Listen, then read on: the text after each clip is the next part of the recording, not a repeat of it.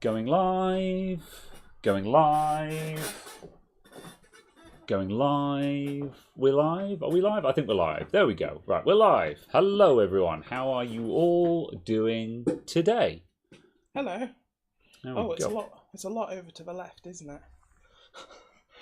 it?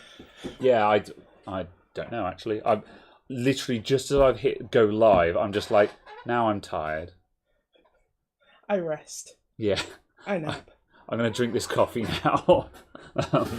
Right. Yes, haircut. Yes. Yeah, it was time. Well, it was time about 3 months ago, I think. However, it was annoying me sufficiently that I was willing to drop everything that I was doing and go and get a haircut. So, yes. I find that particularly humorous given the fact you own a pair of clippers. The problem with the clippers is that I can't do my neckline myself, so I still need someone to help me do the neckline. So it's just the fact that you could have done it on an evening. Yeah, I could have done that just to make it a lot better than it was, but I kind of hadn't bothered because I'm just like, I'm still going to need someone to do my neckline anyway, and Kim has volunteered not it for that, presumably because she doesn't want to cock up and ruin my hair, you know. So I was like, okay. There was a severe danger that I was going to ask you to do it at the rate we were going. I was going to be like, look, I'll do the most of it, but can you literally just, with the guard off, just go around my neckline? I would have also brought the shaver as well to actually, to do the actual flush finish as opposed to just the stubble finish. I guess, yeah. Yeah. In for a penny, in for a pound. Some people like a little bit of stubble or something. I don't know. I don't know if you're in a category to speak on that. Big anyway, right, let's see how we're doing. Spell Nugget, hello. Oh, also, okay, yep, Chris S has been alerted. Because, Chris was just like, someone ping me when they go live. I'm just like, it's the same time every week, Chris, Anyway, let's see. Do it live on stream. 2 guys cut hair. We could do that. We could do that on the nearest April Fool's Day. Well, my hair won't have grown back by then, so that's not going to work. Joke for another time. Right. Let's see. Thinking. Yes, crappy projector indeed. However, it's a crappy projector that we're going to fix. So that's something that we're going to do. We've got a couple of bits and pieces to do today. Hey, it's got DLP. It does. Yeah, so I think it's just new enough to be usable, but I'm guessing it's like 1024 by 768 res is my guess. It's got a VGA connector on the back, and that's about it. So yeah. Oh wow, there is nothing on the box. Nope. Customer was a surprisingly old couple. I don't know what they're using it for. Maybe they just watch movies with a projector or something. Yes. I don't know. It was one of those kind of people where I'm just like, I'm surprised you own this, and I'm more surprised that you're trying to get it fixed. But, it just needs a new power button, so that's certainly something that we can do. It's so when they go on holiday, they can show it to the grandkids in 110 inches. That might be it. Or their eyesight is so bad that even a 30-inch monitor isn't large enough. And they're running it at like 150% scaling kind of thing, so... the start bar takes up 30% of the screen, and it's just like, oh. Anyway, I'm not being mean. This is a hypothetical, Right.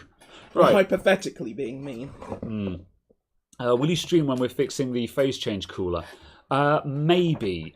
It's still not a guarantee. Entirely depends on anyone else who is involved. Yeah, pretty much. I did actually have some DMs with Spectrum yesterday about that. It's not 100% that he's actually coming down this way yet. It's just likely, but it might not happen. And it's a case of not going to look a gift horse in the mouth. If he's coming this way, he is. If he's not, he's not. I'll take what I can get. But he said, if I am coming down that direction in the next month, I will bring the appropriate equipment to have a try of fixing it. So, I mean, if it lands, I don't know if we want to do that on stream anyway, but there will be, if we can, there will at least be a video about it. So yeah. What's the quietest way to open Velcro? Yes. You just have to scream louder so you can't hear the Velcro. Right. Anyway, other stuff that is coming up. Mitch Seymour, how did you go on with the young lad's computer? So once again, massive thank you to everyone who pitched in for that a second time. That was a very unexpected and very surreal situation that occurred. So there was lots of stuff that came in. Unfortunately, a lot was lost in transaction fees and stuff like that because Google does take 30% of super chats. That was kind of unfortunate. If I'd known that that was all going to happen, I'd have made prior arrangements, but we didn't know it was going to happen. And when it started happening, I was like, I didn't immediately say, whoa, don't put it in the PayPal instead or something like that, because I didn't want to immediately say, right, everyone open up your wallets, the donation tin's coming around, I just kept assuming that the last one to come in was the last one we were going to get. But however, all of that being said, a very brief summary of the situation. There's about £950 to play with. I spoke to Dad and Lad yesterday. I'm not going to give names yet because because I haven't confirmed with them that we're okay to actually say this is who they are and stuff like that. But they were in the shop yesterday and we spoke about it. And basically, we're going to build up. We're basically going to take one of the builds that I've already got on the shelf, one of the sale computers that I've got in, and it's actually the i3 system that Caradog and I spec'd up a month ago or so, something like that. Probably, yeah. Yeah. So the i3 system that we were speccing on stream, where we did the i3 12100F with the Z690, Z690, yeah, board. So yeah, basically that system that we spec'd up with a Radeon 6600 XT in it. So we're going glass cannon approach here. And basically we managed to just about fit in the i3 and the 6600 XT and a nice Corsair case with RGB and stuff like that into that budget.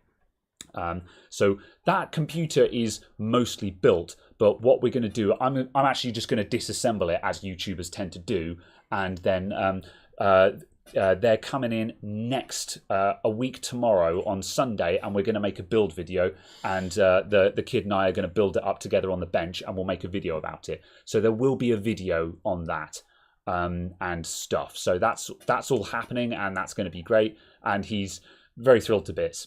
He's a quiet young lad, but it's really good, and he's going to get the computer. He's really stoked about it, and it's all good. So yes.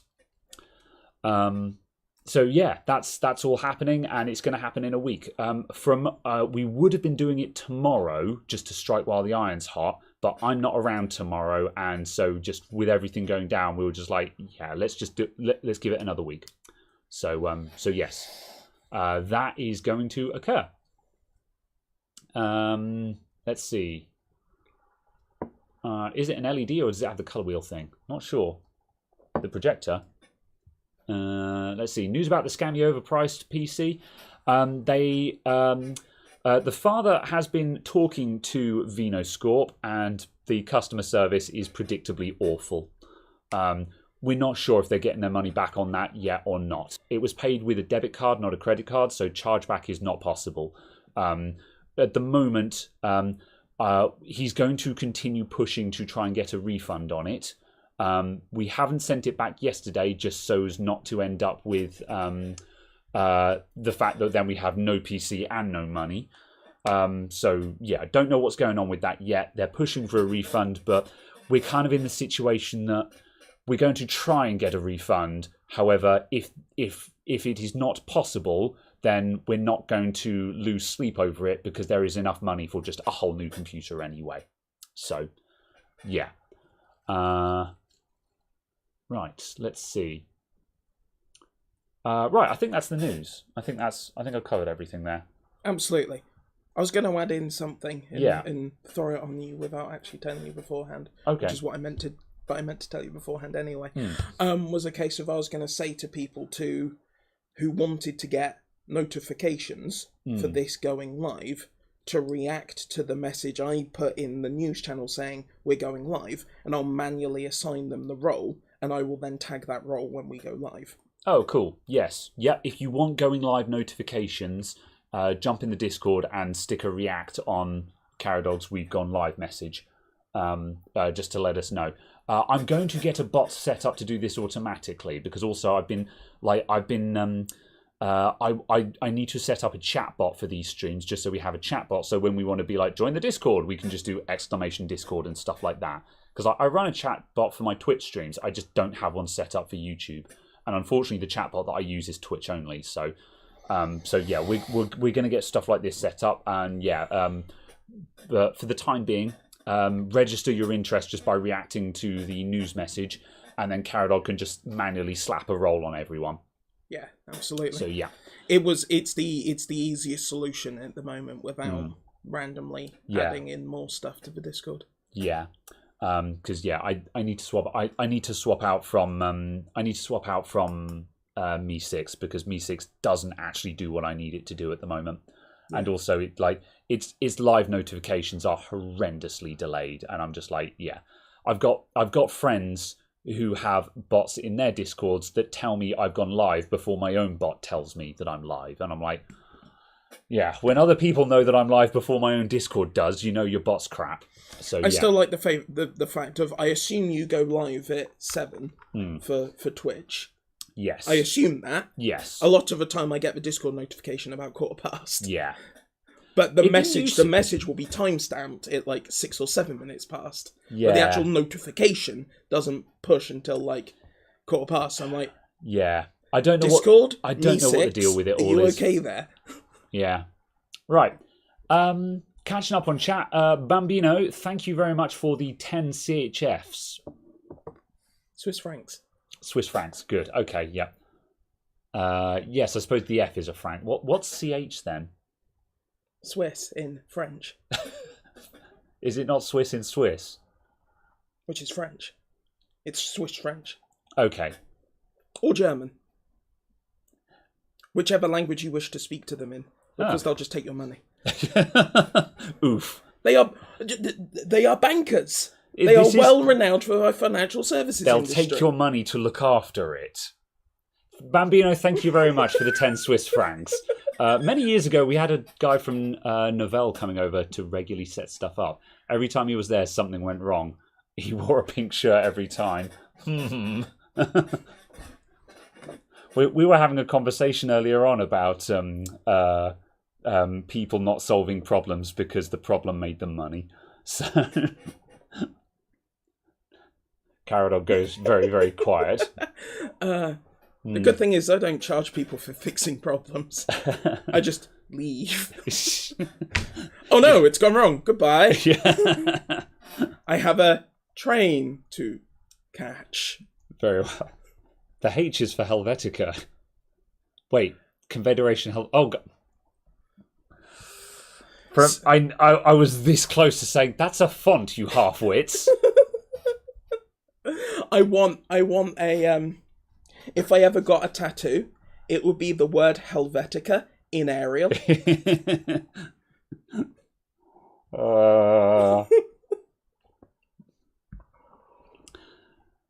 Right. Let's do some stuff, shall we? So, I'm gonna camera up this projector, and we'll start taking this apart while we waffle. Because we just fell into a very awkward silence. Okay, right. Let's have a look at it. Hang on a sec. I'm going to camera it up in front of me just because I'm going to start taking it apart. I think I caught up with everything. So yeah, that's where we're up to with the charity computer. It's all going great, basically. There will be a video about it. I'm very excited about it, and it's going to come out really good. So that's the thing. We've just gone over that, Claire. However, TLDR, we raised about 950 quid. We're going to make a build video. He's coming into the shop, and we're going to build up his PC together. There'll be a video on the main channel about that. That's being done in a week. So yeah, that's the news in a week, basically. Right, where is focusing? Also, So you know how we did that stream about resetting up this PC and resetting up OBS? Oh, yeah, yeah. I like how you haven't actually finished setting up OBS, because none of your scenes actually have the cameras in the useful orientations for you. And you keep saying, oh yes, I should make a scene for this. Oh, I should make a scene for this. Yeah.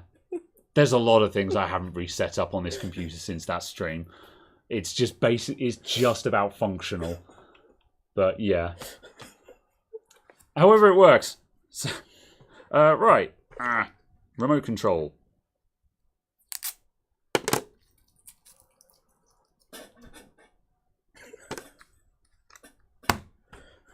Right, so this is an Acer X1160 projector, and the power button has kind of been pushed in on it, as you can see there. I don't know if the button actually works underneath that. I'm expecting something to be broken. The objective is just to make it work. I've already said to them, we're not going to be able to find spare parts for this, and I've already said, look, we might have to do a ugly fix where we just have a push button sticking out the top or something like that. So this is probably going to go in a very similar direction to that hard drive dock. But I've already said to the customer, look, it's going to be kind of a ghetto fix, and they're like, that's fine as long as we can turn the thing on. That's what we care about. So yes. So that's what we're going to do. So I'm going to start taking this apart. And we'll chat about something. Just hot glue work. Maybe. I promise nothing. I'm guessing this is the lamp under here. Take that out for safekeeping. God. The last time I did anything with projectors, I just remember people complaining that I hadn't fixed issues that I had fixed. Because I fixed them too quickly. Oh no. Oh, is it only 800 by 600? Oh, that's depressing. Probably. I was hoping it'd at least be 1024 by 768. You have to pay a lot of money to get anything else. Well, not these days. Mini HD projectors aren't that expensive. You can get a small HD projector for like, what, 200 quid, something like that. I mean, it's not going to be very good. But... It also probably has about 4 candela of brightness. Yeah. It will be outwashed because your notification light flashes. Please don't come out suddenly. Why is that one corner holding on?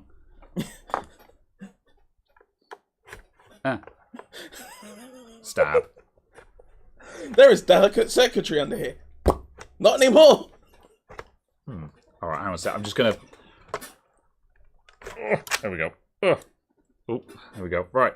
Oh, there we go. There's the lamp. Big old car headlight.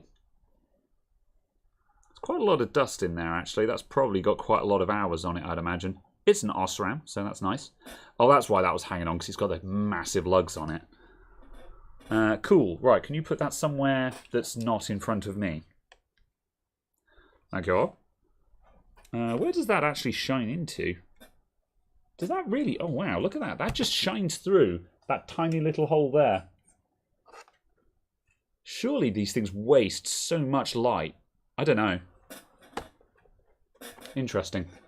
160 watt bulb. Fair enough. Did you see the inputs on the backs? Yeah, we got VGA, S-Video, and AV. There is a USB connection. I'm not sure what that's for. Maybe remote control or something like that. Yeah. Cool. So I think we're going to have to... Is there more screws under here? I presume they're a height adjustment. Yeah, no, that is just height adjustment. Yeah. So we've just got these 2 corner screws then, I guess. Let's get a long boy. One under here? Oh yeah, that one's the tilt. That one might, yeah. Let's have a look. See, it's 15 years old. It's depressing. Nope, there is no screw under there. Yeah, okay. Looks like it's just these 2 screws that hold the body together then. Oh wow, that was held in with hopes and dreams. Not exactly tightened. So, does that now lift? Where can I safely put my hands in this? Basically anywhere. Good. Okay. Let's try... Whoop. Let's go up a little bit. USB might be able to play pics or vids off a thumb drive. I wouldn't have thought so for this one because it's a B connector. If it was an A connector for plugging a thumb drive into, I would believe that. That was a very satisfying click.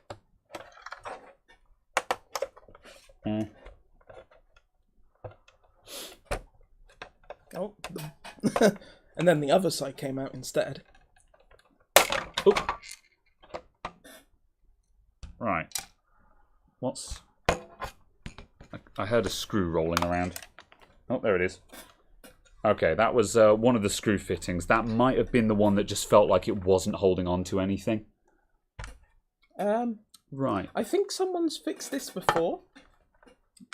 Oh yeah, that's got a little bit of hot glue in it. Also, this might be a very quick repair because the actual power button looks like it's completely intact.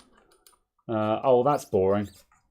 Luckily, this isn't the only thing we have to do today. Otherwise, I'd be a bit like, oh, well, that's my shot, the Swanee. Oh, no, okay. That just looked entirely opaque, but it's actually purple. Yeah, that's right. I expected to be able to see the back of a window in there because I assumed it would only be a little bit. Yeah. It's not. It's the entire cover. Yeah. And I was just like, That's often what they'll do, because if they make that whole bit a massive window... Yes. Yeah, that's why that one just... I put the screwdriver in there and the screw just, like, came out, kind of thing. So I'm not surprised that like one's my broken. power supply screws. You paid 150 quid for a 6800 lumen, which has been working pretty well. Oh, that's good. I don't know if 6800 is a lot or not, but 150 quid, like, even if it's not that good, for 150 pounds, you don't feel like you got robbed. This is one of the reasons why sometimes I really like cheap electronics, because if it's not, as long as it works, you're like, well, yeah, it's not hugely bright. I've got to close the windows and I've got to close the curtains and have like blackout curtains, but it was 150 quid. Who cares? You know, you don't feel like you got robbed. Yeah. I kind of want a projector, but then every time I'm like, I don't need one. Yeah. Yeah, it's basically. And I'm just like, I don't need one. I need a sofa first. Yeah. Right. So, yes, this does look like... I wonder if I've looked at this before. It's entirely possible that I was the one who put that hot snot blob there. I've got a horrible... I feel like this isn't the first time I've looked at this. So, yeah, the hot snot has failed us. It looks like I just put a little blob in there just to hold things in place, and it's just broken a bit more. I also get the feeling that the customer is pushing way too hard on this button. Because that's the problem, is like projectors are one of those things where it's not going to react immediately when you push the power button. And I get the feeling they're the kind of, you know, the problem with this is why it's really important that devices have a power button with a power light next to it, and that light needs to come on immediately when you press the button. Yeah. Just to tell people, yes, your button press has been received. We got it. I am turning on now, because otherwise people will just be like, press, press, press. Oh, it's not turning on, when actually they've just turned it on and off about 3 times. So, yeah, I get the feeling that might be what's going on with this. The other thing as well is it looks like you can actually take that entire assembly out. It does, yeah. Yeah, which I don't think I need to do right now. No, but it's just interesting. Yeah, that is a thing that can be done.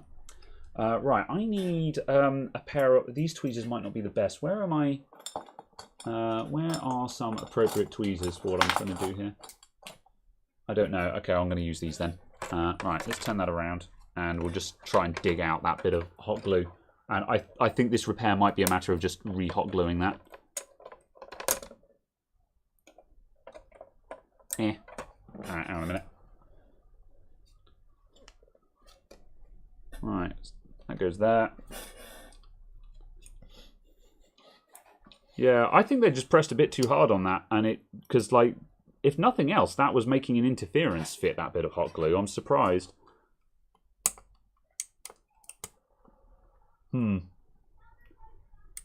Oh yeah, I can see why I can see why there was only just a little bit on the end there, because like there's a lot of flex there, and if you put too big a blob in there, it's going to block the button from actuating.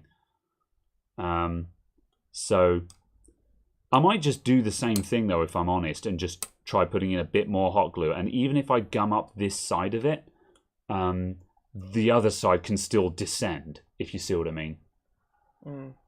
So I think that might be the way forward there. The other option is just to have a big click anti-vandal switch. Yeah. which will actually withstand the pressure. Yeah, we could stick in one of those big old long boy buttons that we put on the thing and just have it sticking out the top. I'm going to hot glue that first and just see how it runs. Because, like, if I did look at this, then I looked at it 3+ years ago, you know. So if I do that again and it lasts for another 3 years, I think by that time they're going to be like, do you reckon we should buy a new projector? You know? Especially given, didn't someone say it was 15 years old? Yeah, exactly. Like, even if we do a repair that only lasts for another couple of years, I think they've had their money's worth out of this thing. I'm going to see if somewhere like Curry's sells projectors. Yeah, fair enough. Yeah. Just because I'm just like, oh, I wonder if that's something that general consumers would find, kind of thing. Yeah. You know. Yeah, that's true. Yeah. And hot glue in projectors, it will be okay here because, like, yes, the projector will get hot, but we're not, you know, if you've got like 100 degrees of heat getting up to this power button, you have bigger problems. Yeah. So, yeah. Do you need to clear your throat? Would it be wrong to say another 3-year fix might outlast an elderly user? You laugh. The problem is, you'd be surprised how often customers come in and it's either an old person themselves who have an old laptop and they're like, I don't really want to buy a new laptop because, you know, it's probably going to outlast me. And I'm like, that's really morbid, but I understand. Or sometimes it's like, you know, one of their children who's just like, I've got to get my mum a new laptop. However, you know, no one likes thinking about it, but it is a consideration for some people. I usually say to them personally, I wouldn't think of it that way. Just buy a laptop, because even if they don't use it, someone else will. You know. Also, just kind of a case of, as you said to someone else about a mobile phone, you might as well buy a nice one because even if you don't use it for very long, you're using a nice one. Yeah, exactly that. There's no point in degrading your experience. Yeah. Don't buy crap stuff on the assumption that you're going to replace it often, because it just means that you just always have crap stuff, you know. Oh my god. So yeah, I'm gonna get the hot glue gun. I'm just gonna re-hot glue this. Oh my god. This is kind of disappointing, I'm afraid. So yeah. What have you found? So, if you wanted to spend £4,000 on a projector, 4,000, yeah. Curry's have you covered. Well then. Curry's sell 2 different £4,000 projectors.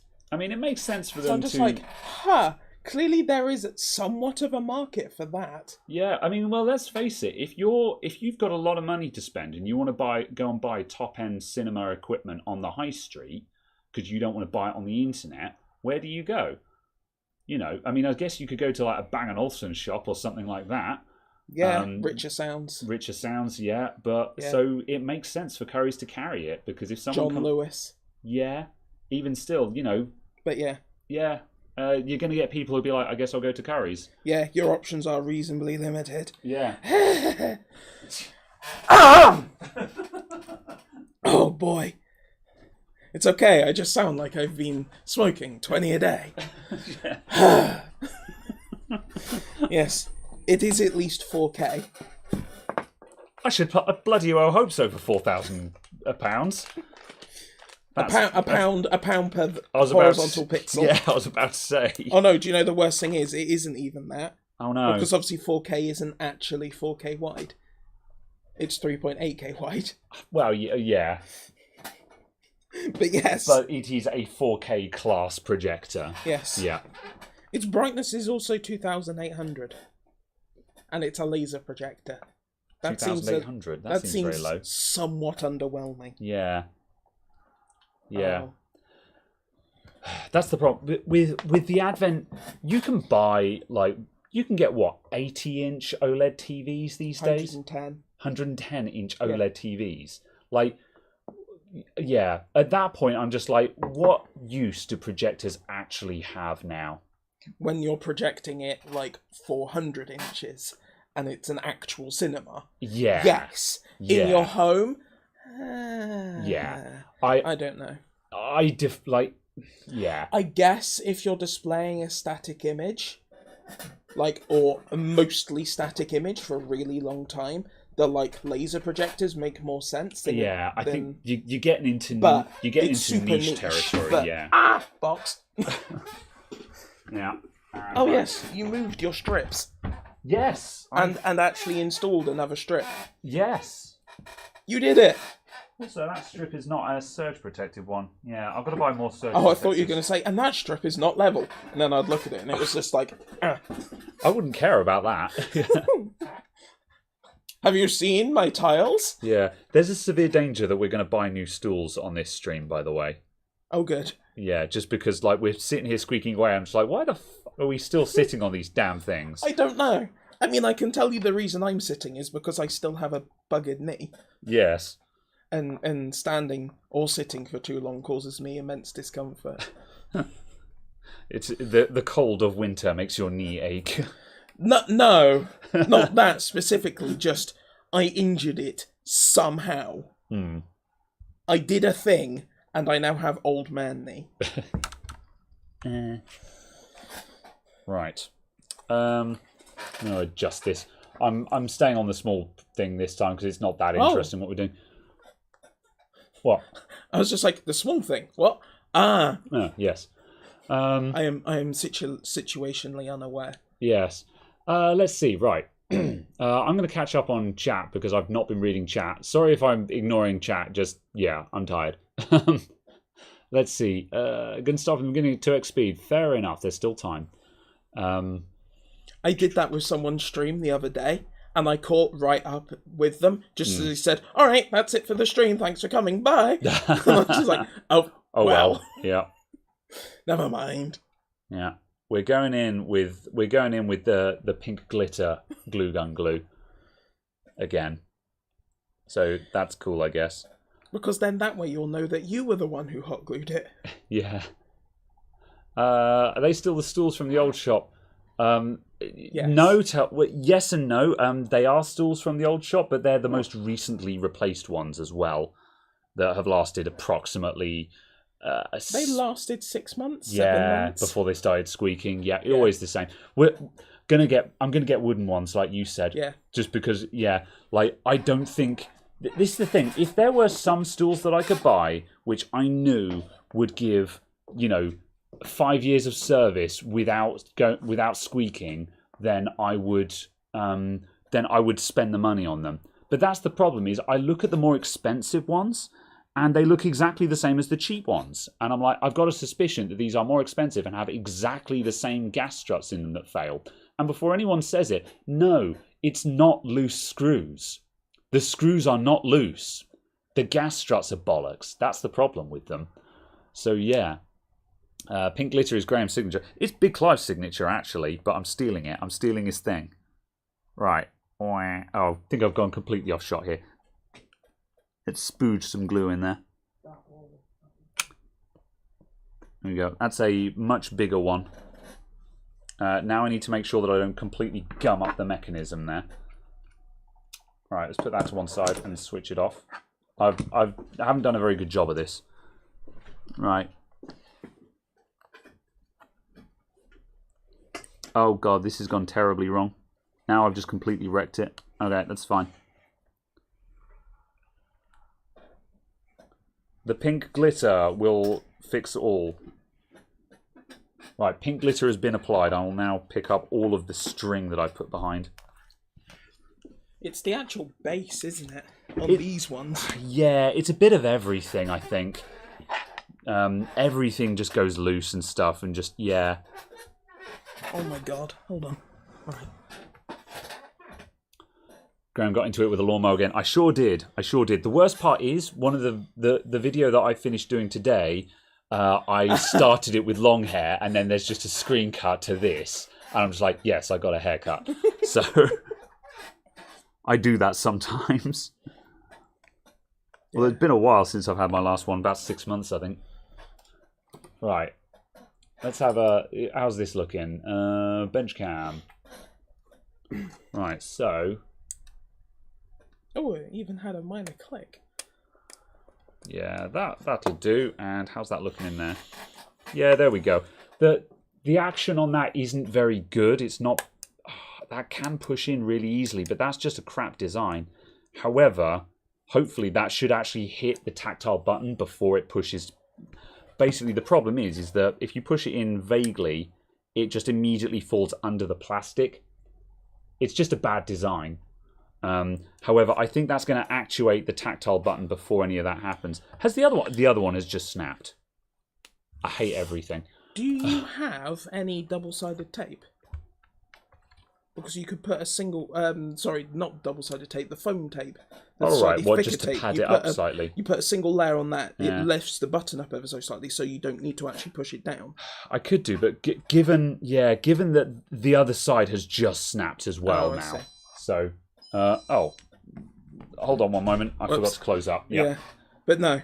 If the other side has snapped, then it's probably a case of needing to replace it anyway. So yes, I'll have to do a Vandal switch on there. So yes. Oh well. Is the focus still a problem? Because that's what I actually just went back to shift it ever so slightly. So it was just slightly closer to the back of the bench because I'd pulled it slightly too far forward. So if someone can let me know if that's still a problem. But yeah, it was a case I was just trying to adjust that and get that on there. No. I'm not sure epoxy resin on a switch is going to be a good idea, to be honest. This is probably going to actually gum up the entire thing and then in one movement just snap the entire thing. Yes.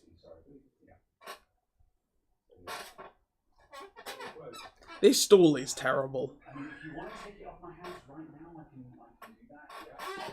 Oh dear.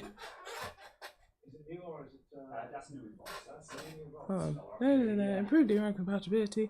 Improved system boot time after. BIOS updates. Yes, very good. I'm just jealous that Graham still has hair. Very well. No, it's not fun. It's not running. But what I was going to say, wouldn't epoxy very much just kind of cause a problem with the entire... Hold on. Where is this? Because wouldn't it basically stop the entire thing from moving, thus making it more likely to just snap? Yes. Oh, are we... Oh, we're still on that one. Oh, hold on. If I do that... There we go. Hello. I am entirely capable of looking at what we're actually streaming and seeing what's going on. Damn it, Chris. £50 is a little bit dear for them, but given availability, I ummed and ahed, and I was just like, I think that is the reasonable cost. Right now they're going for about £3.80 on eBay. That's pretty good. Yeah. Yes. Caradog does does cack? No, tech. I mean, maybe. I don't know. I feel like that's something that would require significant work. The problem with the focus is, for some reason, just something about this setup, the autofocus just keeps hunting on everything. And yeah, for some reason it just keeps hunting, and we have to set it to a manual focus and pick somewhere to actually be in focus, and then unfortunately somewhere where it goes out of focus. So yeah, so it's a shame. But no, it is something I want to slightly tweak so the autofocus can actually run. But yeah,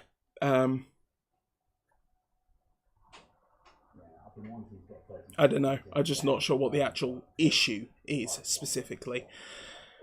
I'm guessing it's kind of doing this and just kind of going on both of them.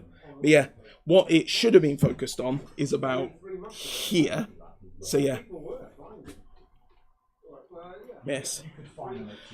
To fix it before Graham comes back? No, I don't think that's particularly possible, because I think what we're actually going to need to do is just replace the entire arrangement.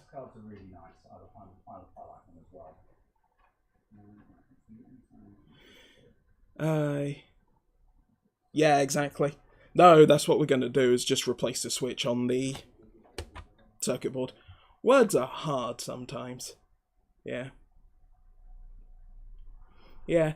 The autofocus wasn't having an issue, and then we changed something, and then it was very much having a problem. So I don't know what we moved or what changed, but yeah, very much just started causing a problem. Tell a joke. I mean, what do you call a magical dog?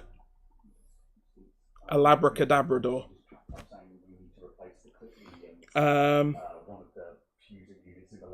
Why can't you trust trees? Because they're always a little shady. Thanks, camera, for your vote of confidence. Hey, I was asked to tell a joke, so I told a joke. I don't know if I like this position of leaning on here, but it's decidedly less squeaky and annoying.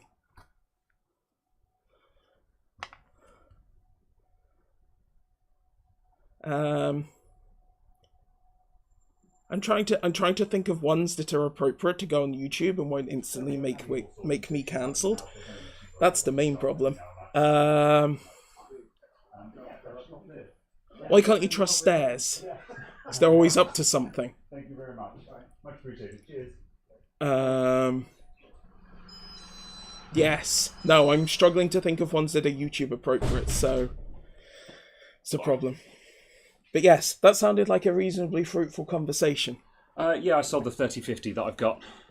I didn't put on a massive profit. However, prices on graphics cards right now, I'm sensing a crash, but also with the Ukraine crisis driving up metal prices, it's hard to tell. However, I've made a very small amount of profit on it, and 6600 XTs look like they're well priced right now, so I'm just going to buy more of those.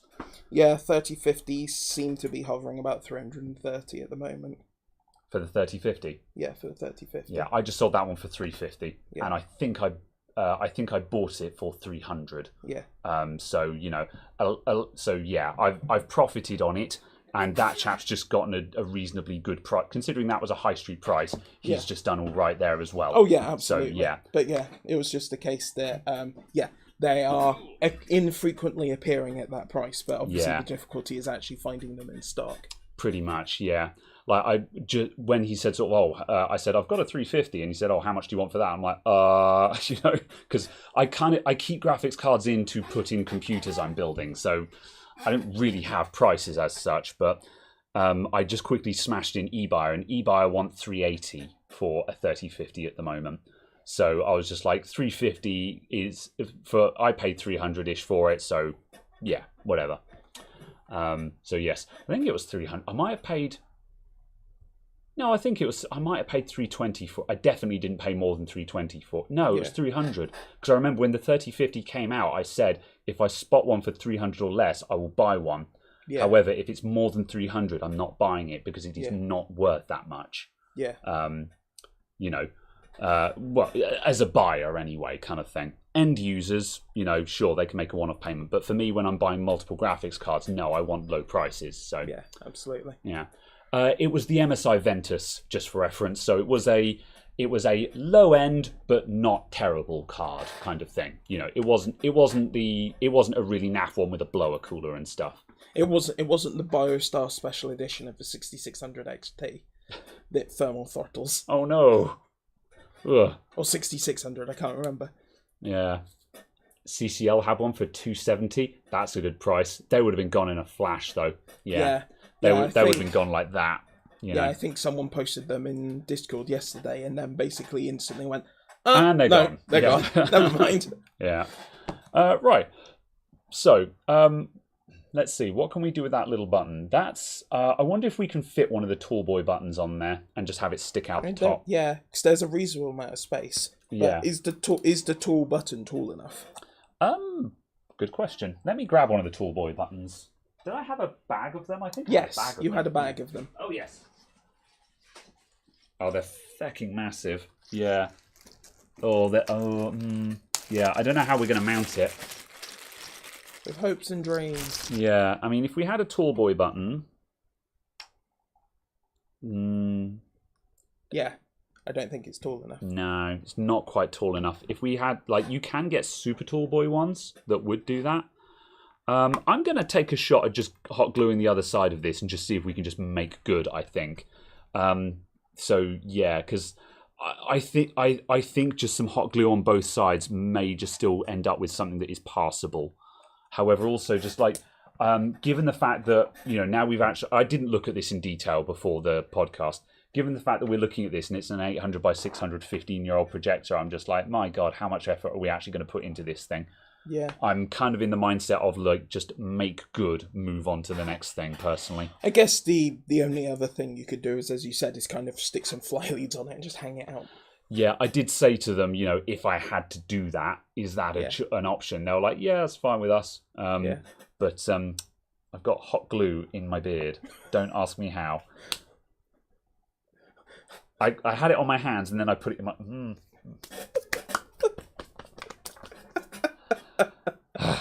So that is an option. However, I'd like to avoid that if possible. I think that's how we would have to fix this. But then I guess we could have that stick. That would stick through the hole. We just ran the hole out slightly, and then we'd hot snot that to the top of the top case. Or actually, we could probably just actually use some super glue or crazy glue to just weld that into the plastic, and you just have that little post sticking out the top. That'd be 100% viable. It's just a reasonable amount of work, and I still think, considering that button works. If the actual tactile button on the projector, bench cam. So if this guy had been physically broken, I would go to the effort of fitting in one of these, and that would be our solution. But because that is actually fine, and this is just a mechanical button going down, I don't actually think it's worth going to that much trouble. I think we're just going to make good on the plastic, which is certainly less entertaining than I was expecting, but it'll do. So yeah, put some glue on the other leg. The other leg has broken, and that's now what we're gluing. So yeah, right. Slowly, the button will become glue. Yeah. Let's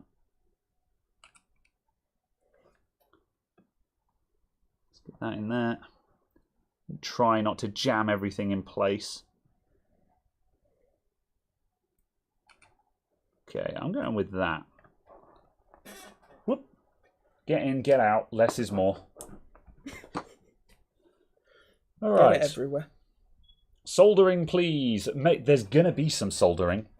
That will be occurring this stream, because the next thing we're going to do is, which I shall mention while we wait for that to dry. Next thing we've got is, this is my pine sol, and we've actually got the Hall effect sensor. So I'm going to take my pine sol apart. Where the Hall effect sensor is? There. Have you checked? No, I haven't. It is still there because it's attached to the bit of paper. I'm sure of it. So yes, pink glue, because it's awesome. So yeah, we're going to fit a Hall effect sensor to this, and basically that means it'll have auto sleep. So when I put it in the stand, it will automatically sleep, and when I take it off the stand, it will automatically wake, which is cool. Can't get rid of the goat beard. Never, absolutely never. Every time someone comments on my beard, I only get more stronger. It makes me stronger and more powerful. Okay, right. How's that doing? Is that hardened? Mostly. Let's put this back together again.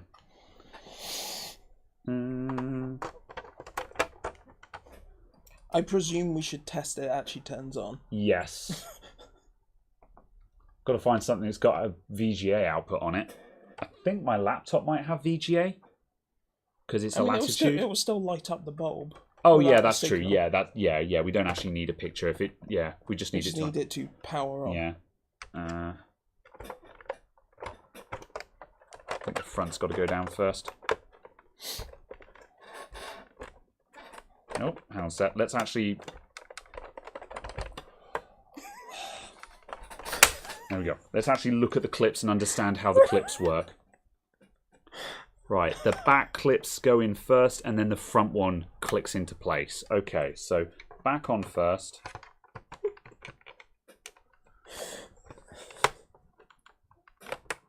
Good, that feels good. And then the front clip, if I just give that a little gentle nudge over there. There we go. That's a nice satisfying clonk. Right.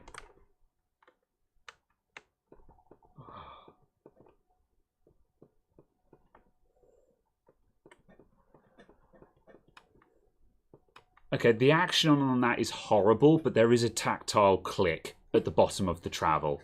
So it's passable. It'll do. It'll do. At which temp will hot glue melt? And what's the temp inside the projector? Hot glue, probably about 120 degrees C, something like that. However, the heat from the projector and the heat from the bulb, you don't have 100 degrees at the top of the case here. That's yeah. If you've got 100 degrees at your power button, something is very wrong with your design. Yeah. The vast majority of the heat is contained...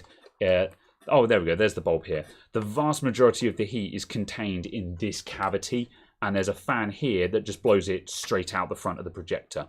So yes, there's a huge amount of heat, but it should all be contained in this space.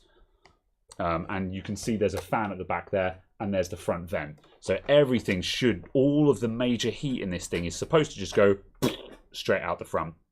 So that's not a problem that we're going to be having, basically. Let's see. Oh, you need to... Oh, glue in the bit, yes. I was going to say, you need to Which work one out still what you're works? doing with the... Yeah. Yeah. There we go. Right. I think this is going in with one screw because the other one, the lug, is broken. Yeah, that's going to stay together. You're going to need a prying tool to open that up again. Yeah. So that's good enough. Right. Bang. Let's jam the bulb back in there and see if it'll go. Whoop. I really want to just blow the dust out of there, but better just not to touch it. Otherwise, I might just blow more crud in there.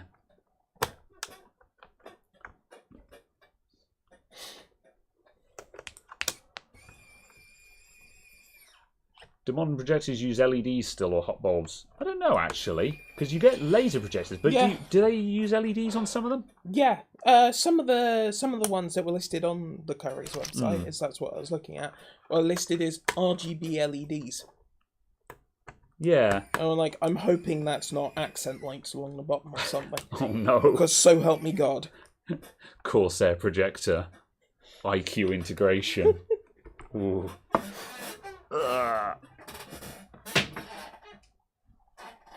Where did that... Oh, was that the one that came out of the box? Oui. Si. Yes. I'll plug that in here. Ah, for screen size up to 300 inches. Hot glue softens around 50C. Oh, really? Is it that low? Fair enough. Oh, no, the fan exhausts out the front. Even still, you're not going to have enough heat at the power button to melt hot glue, because again, 50 degrees is still burn your finger. If your power button can burn your finger, then there's a problem with your design. What? So yeah. Oh no. Okay. Huh. We also need to bear in mind that the hot glue that we took out of there. Whoops. This has failed because brittle, not because it melted.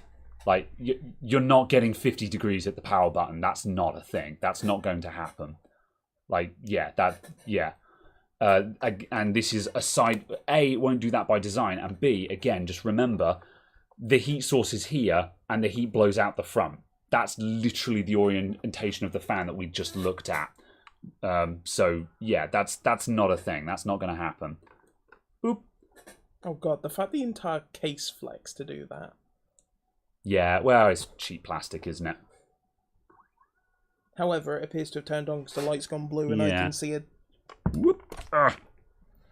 Yep, that seems to be doing the business. Has the lamp started? The lamp has started. Is this bright? Yep, there we go. Well, the lamp is very dim when it first turns on, so you can look into it initially. You just, obviously just. Is this laser on? Look, it's not the same. This thing is going to take like 10 minutes to actually show a usable picture. Probably. Yeah. Oh, there we go. We have a logo and another logo. We'll project onto Caradog's hand. Okay. Caradog, oh please. No, you can see it on the phone. Oh yeah, you can see that it's Acer. Yeah. Oh, so where's the focus? That's shockingly good. Bearing in mind, this is studio lighting. And that's really good. yeah, that's. What?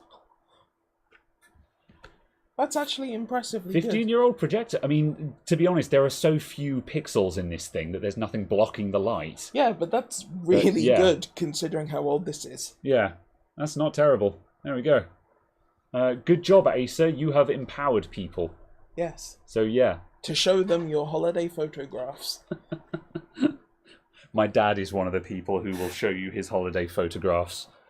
Is he any good at taking pictures? He's not bad, but that he's not about artsy photos. He used to be big into mountain climbing, so he would show you. He'd be like, "So this is the cliff we climbed up, and if you look here, you can see it." And he'd be like, "You have to look here because there's a person that gives you an impression of the size of everything." I'm like, "It's a cliff, Dad. It's big. I get it." You know, he's like, "Yeah, but look how big that person is compared to this rock structure here. It's big. I get it, Dad. It's very nice." You know, so yeah, I love my dad really. It's okay. It's okay. At least in your father's photos, the subject matter was in the photo. Yes, this is true. Yeah, this is true. The number of times I've been required to look at people's photos, and I've just been like, the subject matter of your photograph is not in this photograph. Yeah. What is in this photograph is your thumb. Yes. Or this is a photograph of your feet. Yeah. This is your feet. That's also your feet. I think also... That is the inside of your bag. Yeah. That is the sky. Yeah. That is a quarter of a windmill. When people just Oh, you're in the Netherlands. Yeah. I now know where we are. When half the pictures are... And like, it's like when people post pictures online, or like, you know, eBay pictures where it's just like blurred and smudged and halfway off. It's just like... Because like, the thing is, when you take a picture, you take the picture and then you look at the picture. So someone has to take that picture and be like, yeah, that's a keeper. You know, that's what blows my mind, is whenever you see these terrible pictures, someone looked at that and was just like, yeah, that'll do. And, you know... I'm not wishing to infer that I am a good taker of the pictures. However, at least I ensure that the thing that I'm wanting to take a picture of is actually in the frame. No, apparently the remote does not turn it off. Unless you can't turn it off because it's still turning on. I wouldn't have thought so. Some of them did that. Yeah, there are some where you do need to wait like 2 minutes before turning it on or off again. Yeah. I mean, this one that's powered up. That's good to go. But I'm gonna check if the. Hang on a minute. I'm just gonna check if the battery in this works. I'm curious as to if this is actually any good now.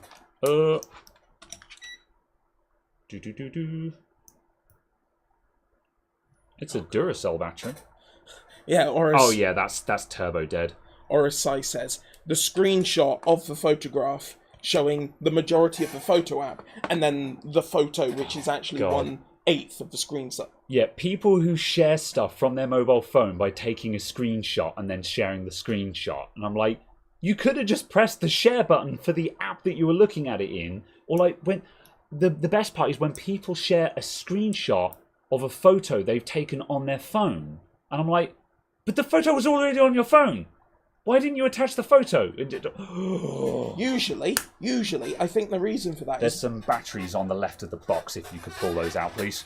Usually, it's because they have so many photos on the device, they can't actually find them. So yeah. what they do is they screenshot the good photos, so they're, like, most recent. Yeah. But then if they lose it, they go through, find the photo again, and then screenshot it again. Have you seen people do that? Or is yes. that your... Oh, no! Oh, that's terrible.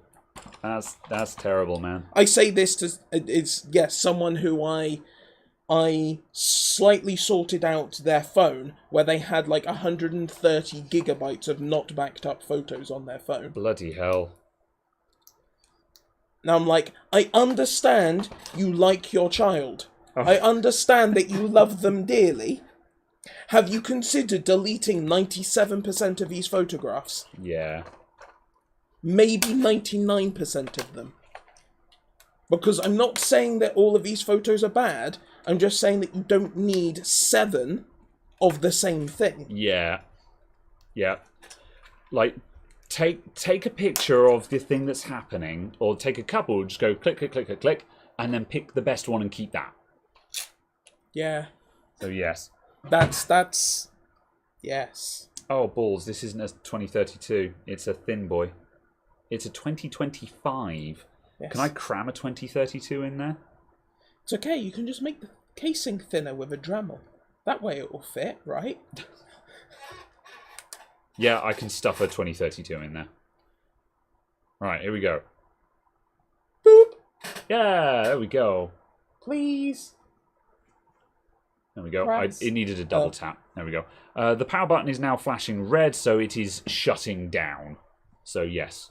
So we'll wait for that to... So we do actually need to wait for it to turn off because the lamp has turned off and now it's cooling the lamp. So yeah, it's one of the few times where I'm just like, yeah, you actually kind of want to cool these down before you power them off. Right. John Morissette, thank you for the $10. Enjoy the show and the channel. Keep up the good work. Thank you very much, John. Much appreciated. Much appreciated. Hope you're having a good day. Right, okay. Have you considered deleting your children? Oh no. You can stuff a 2032 If that's what in I anything. said, that's not what I meant. Oh no. Right. Where did I put this there? Right. Slot the remote into that. I like the way that remote just slots onto the top there. Although the only problem is that the remote is all the controls. So if you lose that remote, you have no controls on the whole projector now. Yeah. That's the problem with that. Like that's a really cute way of implementing it, but also it's a bit flawed. Oh well. That's what the USB interface is for. For connecting up your Arduino, yeah. See, now part of me is just like, should we... no. I was like, we should get the CH341A and start decoding the remote and see if we can make up a remote to turn it on and just... But also, no. Does your Huawei not have an IR blaster? No, it does not. Oh. Your Huawei is a disappointment to all Chinese phones having an IR blaster theory. Probably. Yeah. Well, I don't Scandalous. think it's got one anyway. I haven't spotted it anywhere on the device. Oh. But yeah, don't know. Right. Noel Dowd says, did you see Jay's 2 cents on the video of the competition winner for the Artesian? Is it pronounced? The Artesian PC. I've only just realised that it's not Artisan. Yeah, it's Artesian. Yeah. Yeah, I did see that. And yeah. Your tease, you're naughty. Sorry. Yeah, I did see that, and yeah, interesting situation. I have mixed feelings about the whole situation. It's cool that Jay stepped in and sorted that streamer out with a new PC, and it's again. I was kind of like sort of, these things come in waves, don't they? Because just as we were sorting someone out who got screwed on their computer, there's another streamer got screwed out of a computer that they rightfully won. And then the company was just like, oh, actually, you're not popular enough to win this competition. And their general attitude toward the whole situation has been poor at best. So, yeah, it's kind of a case. But at the same time, a lot of people are just like, oh, that's the end of their company kind of thing. And part of me is just like, this is kind of cancel culture in action. Like, yes, they were a bit shitty and they have cocked up. But do we really want this to be the end of their company? Like, is that what you get? Like they did a shitty thing. Let's make no mistakes here, and they have not handled the situation that great. But is the complete sinking of their company from a PR perspective forevermore actually what we want the takeaway from this to be? Why do you not want it to be that? Because if they have evidence they are unable to resolve their mistakes, why should they be permitted to continue?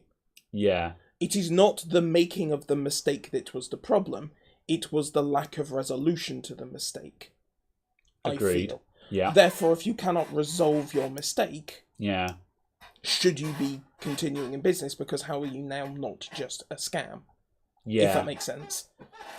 Yeah, at the very least, it's a case of if you've demonstrably proven that, if you had a bad conversation, you had a falling out with a customer, that's not indicative of a systemic problem. However, if you make a PR blunder like this, where you doubled, where you screwed someone out of a competition because you're like, oh, we wanted someone a bit bigger to win it. That was crappy. But considering your response was then to just give a complete non-apology and not make good on the situation, that indicates that this is not an isolated blunder, but actually just a complete systemic bad attitude. Yeah. So, yeah. Plastic apology and after being hammered by everybody, yeah. I mean, to a certain extent, it's now impossible for them to make good, because even if they did make good and be like, it's fine, sorry, we'll give you a free PC anyway. We'll give you and the other person a free PC to make good. She's like, well, I got a free PC from Jay's 2 cents. And she's probably getting a bunch of other stuff from like everyone now. Well, yeah, good for her, for the record, but I don't know. That's a separate conversation. Yeah. Okay. Yeah. Yes, agreed. But yeah. It's a case of, I think it demonstrates a complete lack of awareness of the requirement to fix your problems. And if that's what they do for this, does it not also infer that possibly they'll never actually honour their warranties? That's a different situation. This was a competition. Sure, but how does this not demonstrate they will honour their warranties? How does this demonstrate that they would honour their warranty? They will just turn around and go, no, it was customer damage. Yeah. If that makes sense. There is no evidence, there is no confidence in the statement that this company will honour its warranty. Yeah, they were willing to spin this to their favour against their own rules. So would they then spin a warranty claim in their own favour? And if they have a duff computer, they're just like, we're going to change our warranty agreement in order to favour ourselves now as well. Yeah. So yeah, I mean, I feel like this is that's a bit of a slippery slope fallacy. Like, that's not what they've done. They have not done anything to indicate that they're not good for their warranty. No, absolutely. But they've also changed the terms of their contract mid-contract, exactly, and a warranty is a contract. Yeah, they have demonstrated a lack of integrity here, which now means that calls into question their integrity for any other contract. Yeah. So yeah. Also, just the other fact of apparently, not paying appropriate taxes, not actually, registering company in proper fashions and stuff like that, kind of builds a picture of less than favourable secondary information. Yeah, kind of thing. I mean, that popped up in the Discord earlier on about how they were not correctly licensed in their state for computer building. And personally, I think a lot of the licensing stuff is kind of bollocks in the US. But them's the rules you've got to play by. Yeah. And if they're not playing by those rules, again, it's indicative of a lack of due care to conduct business in an appropriate manner. Yeah. Like, I don't have licenses for anything, but you don't need a license in the UK to do anything. You want to set up a shop in the UK? Like, for me, when I wanted to make a computer shop, I went and I signed the contract for a lease with a premises, and I started fixing computers. That's all I've got to do. Well, you don't even need to do that. No, yeah, you can just do it out your own home. But in order to have a shop and everything, I don't need a shop owner's license. I don't need a computer repairer's license. I just get a premise and start fixing computers. Everything else is trust. But then also, that's the way it is in the US as well. Just because you're licensed doesn't mean you're trustworthy. However, again, but moving back onto the point, obviously, if they're not following the rules there as well, again, like you say, it paints a concerning picture of the company. Yeah, and I don't think it's a comment explicitly on that company. Just a generalized comment on companies and entities where, if they are evidencing that they can't be bothered to do the things that are required of them by law, then it's kind of a case of... Yeah. Oh, wow, yeah. I'm just back reading the chat as well. And also, Jason said Artesian sunk because they didn't pay their taxes for 2 years and their license was pulled. So, yeah, it's not just that they hadn't filled out the paperwork. They actually lost their license for not paying taxes and stuff like that. So, yeah, like I was kind of we had a conversation the other day about being careful about speaking on stuff where we don't know the full picture. That's kind of what we're doing at the moment. But again, based on information I'm seeing in the chat, it sounds like they are an awful lot more sketchy than we were inferring. So yeah, it's also a case of not specifically relating to them, but just a case of the way that it builds a picture of how the management views the world, and their place in it, and their involvement with their clientele and customers and so on. Is kind of a case of you were saying about them going out of business. Is that what we want? On the balance of what has been provided, it sounds like it would be better if they weren't in business. Yes. But that doesn't necessarily mean that I want them to go out of business. But it's kind of that thing of perhaps being knocked down a couple of pegs and having to go away and rethink their business practice would not be a bad thing. Yeah, and also certainly the case of it looks like Intel and a couple of other people who were giving them stuff for promotional stuff are going, no, we're not going to do that. Possibly will mean that there needs to be considerable thought. Yeah, because I mean, at that point, they can't be giving away PCs if they're having to foot the bill themselves. Yeah. So, certainly not at that size. Yeah. Because it's also a case of they're not going to get the YouTube revenue to cover it. No. Based on the fact their YouTube channel had, 25,000 subscribers? Or yeah, that's right. So it's a case that the revenue on that isn't going to be that high. That's right. 25,000 subscribers. That's not enough to be doing giveaways. Yeah. Certainly not for a PC. Yeah. So, I mean, obviously they're making profit elsewhere as well, but yeah, the perceived size of their company is not enough that they can just be giving away PCs worth $1,500 every month. Yeah. The also a case of the AdSense revenue wouldn't be high enough was more my comment from that. To be like, here's videos we make about PCs and that's how we pay for them. Yeah. So yeah. Yeah. I don't know. Yeah. Okay, yeah. Other people are saying no, the license wasn't pulled, they just hadn't renewed it. So on this point, we're going to stop speculating because there's conflicting information and no actual sources here. So I'm going to make no further remark on that. I think it's the case that, speaking in the hypothetical, if someone has obviously had their license pulled, it paints a bad picture.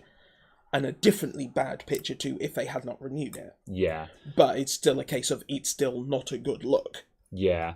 I think that's a very fair statement to make, of just a case of a lot of the stuff is pointing to not looking good for them. Agreed. Yeah. And someone just pointed out saying let's see, was it where was it? There it is. People are saying apparently they're getting review bombed and stuff like that, and I'm like, I'm not sure. I'm not a fan of that, because that's a lot of people who, as Chris put it, I don't agree with the fake review bombing. Going from 4.5 to 1.7 with about 100 one-star reviews added to their Facebook from non-customers, it's not their story. They aren't that one person. Agreed. It's buyer beware is a real thing, but I do also agree that having a bunch of strangers review bombing, mainly because it seems reasonable to say, well, if someone is aware and has reasonable evidence that this company is bad, shouldn't they be allowed to leave a comment saying, this company is bad? But the issue with review bombing stuff like that is that you can get review bombed into the Stone Age, but building up the positive reviews again from good customers, you can't get positive bombed kind of thing, so it's like that's a very one-sided attack, I almost feel. But so I don't like review bombing stuff. It's very difficult to deal with that. It's funny, I was looking at the reviews for a game that I've been playing recently, and I noticed on the Steam reviews there's an area that had been marked where it said, we've discounted reviews from this time period because of a large number of off-topic reviews. And I noticed there was a large spike in positive and negative reviews at that point. I'm like, oh, there was drama there. What happened? And when I looked into it, indeed, there had been drama surrounding the game. I won't go into that because it's not relevant, but it was interesting that the way that Steam handles that now is that they had discounted that from the main thing, but they had still left the reviews visible, and they said, click here if you wish to review these reviews. So they basically said, we've discounted this from the main statistics, but if you want to go and see why that was happening, the reviews are still published. Yeah. And you can go and read them and decide if you think it's relevant. We have deemed them not relevant to the game. Yeah. But if you want to find out what that's about, you can go read it. Yeah. So that's kind of interesting. I think that's a good way of handling a review bomb like that. But yeah. How the hell does this thing actually open? Is it just... I think this just snaps apart. I haven't actually opened up the Pine Sill before. I'm pretty certain that the TS100 has screws. Was it the TS100 you replaced the screen on? Yeah. Oh yeah, no, the TS100 was just a clip case as well. Yeah. So yeah. They're basically the same case, aren't they? Yeah, it's a different case, but it's, you know, like, I mean, come on, it's, yeah, it's functionally identical kind of thing.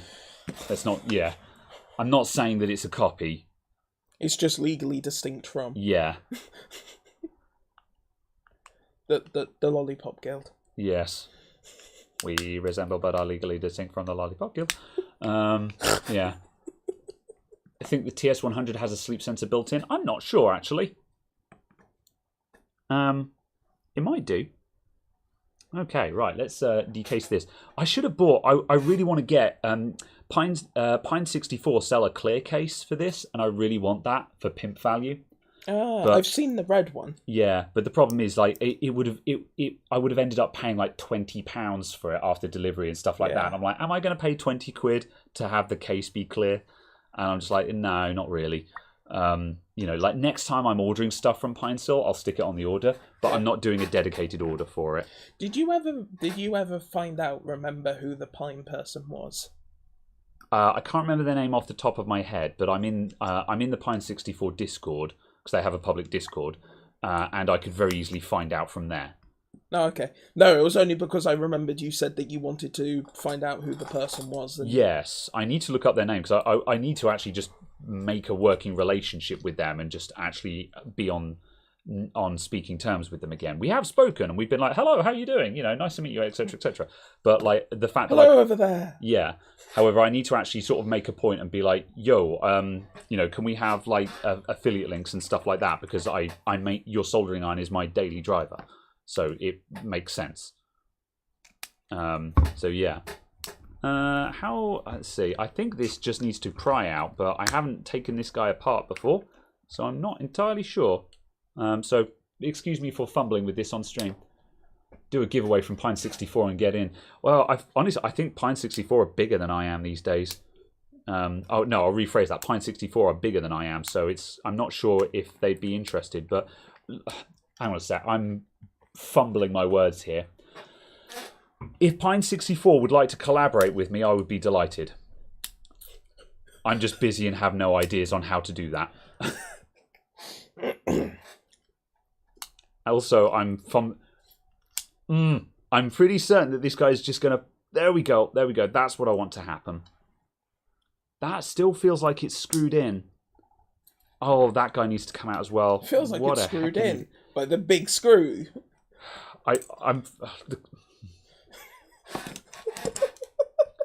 This is why I don't do live repairs. Like, everyone always just like, oh, when are you going to start doing live repairs? This is why I don't do live repairs.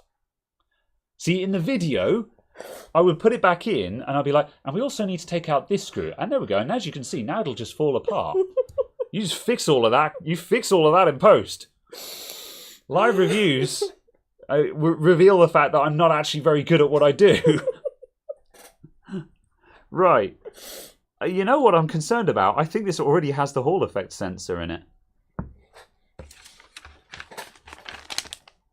I probably should have checked in advance. I think it already has it. In which case, this stream is not a disaster because we haven't... You know, the projector was a bit of a bust, and now I think this is going to be a bit of a bust as well. Do you have a... What's the model number again? Or do you want me to hold it up to the camera? 8.5 shiny.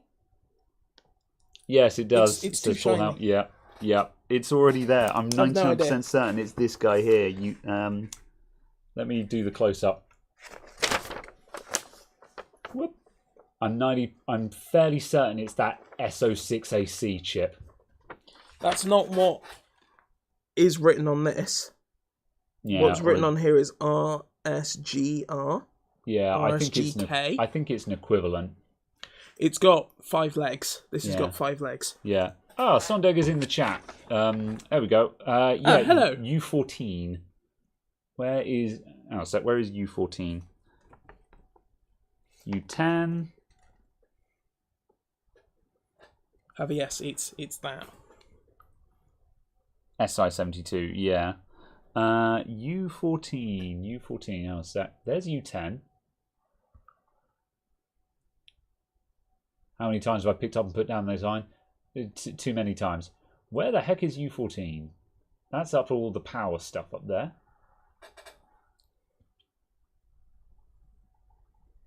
U5. That's U11. Oh wait, there it is. U14. That's the chat. That's where it goes. Yeah, excellent. It doesn't have it. That means we've still got a show. So yeah, right. That's where it goes. That's where our Hall effect sensor goes. Excellent. Good. I couldn't see the woods for the trees then. Good. Right. Did it.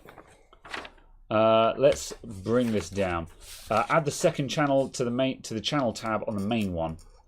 We've got it on the title bar. Is it not on the... Yeah, is there an the second extra tab you've got these days? I thought I did that when I went through and moved all the videos. Yeah, I was going to say, I know you did I know you linked in a bunch of stuff. I did a bunch of cross-linking and everything, and adding of social accounts. Yeah, they might have changed the way it works though. They do that occasionally because sometimes YouTube actually looks at how people are using their product and tailors it to suit.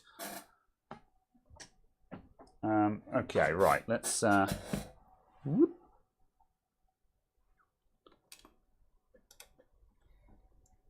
The answer is this loading. Yeah. I do want to make YouTube. the second channel a bit more prominent because, like, if you don't know that the podcast is a thing, it's very difficult to find it right now. Hello, YouTube. Well then. So yeah. We'll have to update the BIOS too. Do we? I think people are talking about other stuff. It's the new logo as well. Could anyone reply to can anyone reply to whether I can just add capacitors and components to empty pads found on motherboards? It depends. It depends on what you're populating. For example, if someone, if you're sort of saying, can I add a GPU to a laptop that has the pads for a GPU but no GPU? It's a case of, technically, if you put on everything, but there is a lot more than you think to go on there. And also, again, you would need a BIOS update and stuff like that. So it's difficult. This is one of the few examples of when, because this soldering iron was built down to it's built down to a price, These things have to be very cheap to be cost effective. So they saved themselves another couple of cents by not having this on as standard, which is why it's not there. But the chip is the only bit that's absent there. All the other supporting components are actually there. So it kind of depends, really. It's kind of difficult to give a straight answer to that, I think. There is surprisingly little you can do on the YouTube Studio app to actually manage your channel. Yeah, YouTube Studio app is bollocks. The only thing I think it's really good for is just if you published a video, you can just be like, how's the new video doing? Yeah, there's some comments, cool. But no, I never do anything serious with it. It's the main way I look at stuff. Yeah. Because all I'm doing is randomly grabbing a stat or something. Am I going to hot air this or am I going to soldering iron hero this? It would be a lot easier just to hot air it on the board. Do you know what you could do, though? What? Is you could use the other soldering iron and then clip this bit from the string. I could. Yeah. And there's your content created.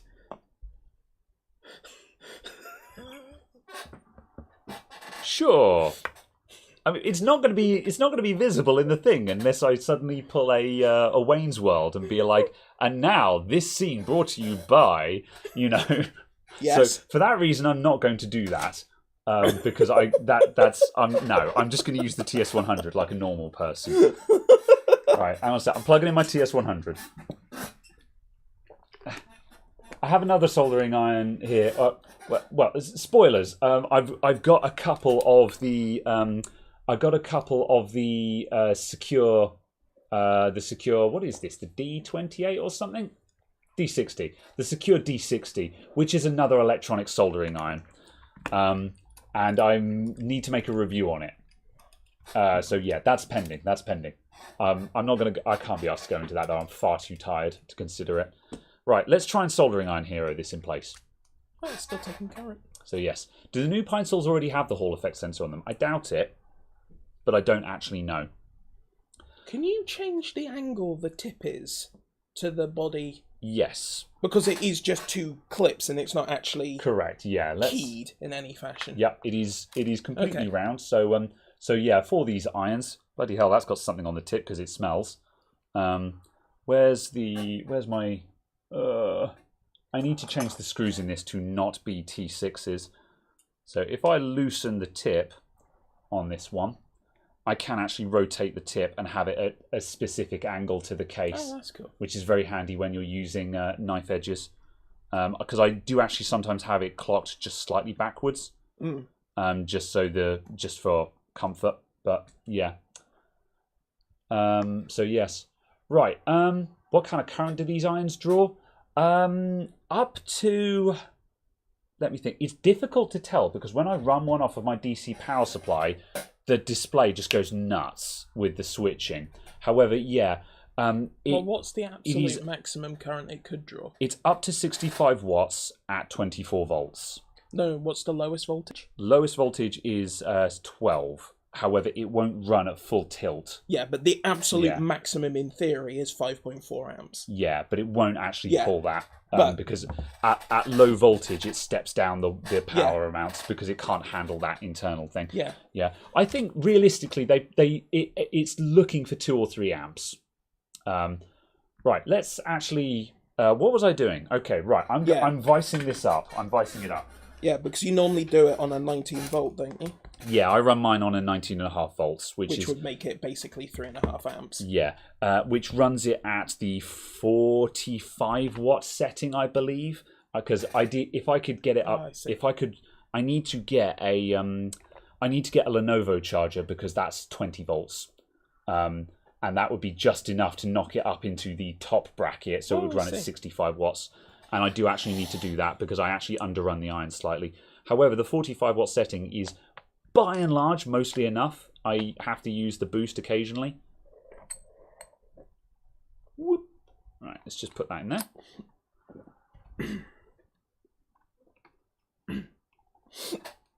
And let's put excuse me. That there. Focus. That'll do. Right, I should use the hot air really for this. However, I'm going to try and soldering iron hero it. So what I'm going to do, I'm going to stick... Oh yeah, also this is another good excuse to do a bit.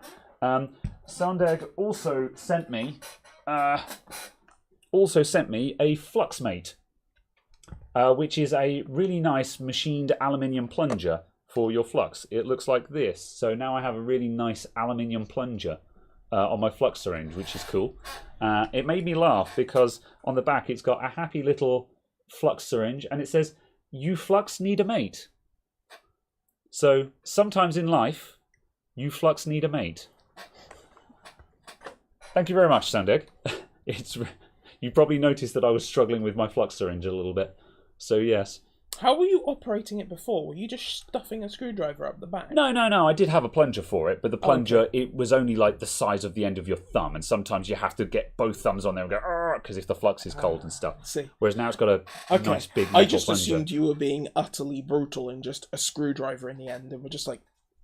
Yeah. Function. Yeah. Actually, let's use an entire pool of flux. Otherwise, everyone's going to be like, flux! Flux! I know. I'm going to put bloody flux on it. I find it funny, though, that it's Paul that got branded with flux. Yeah.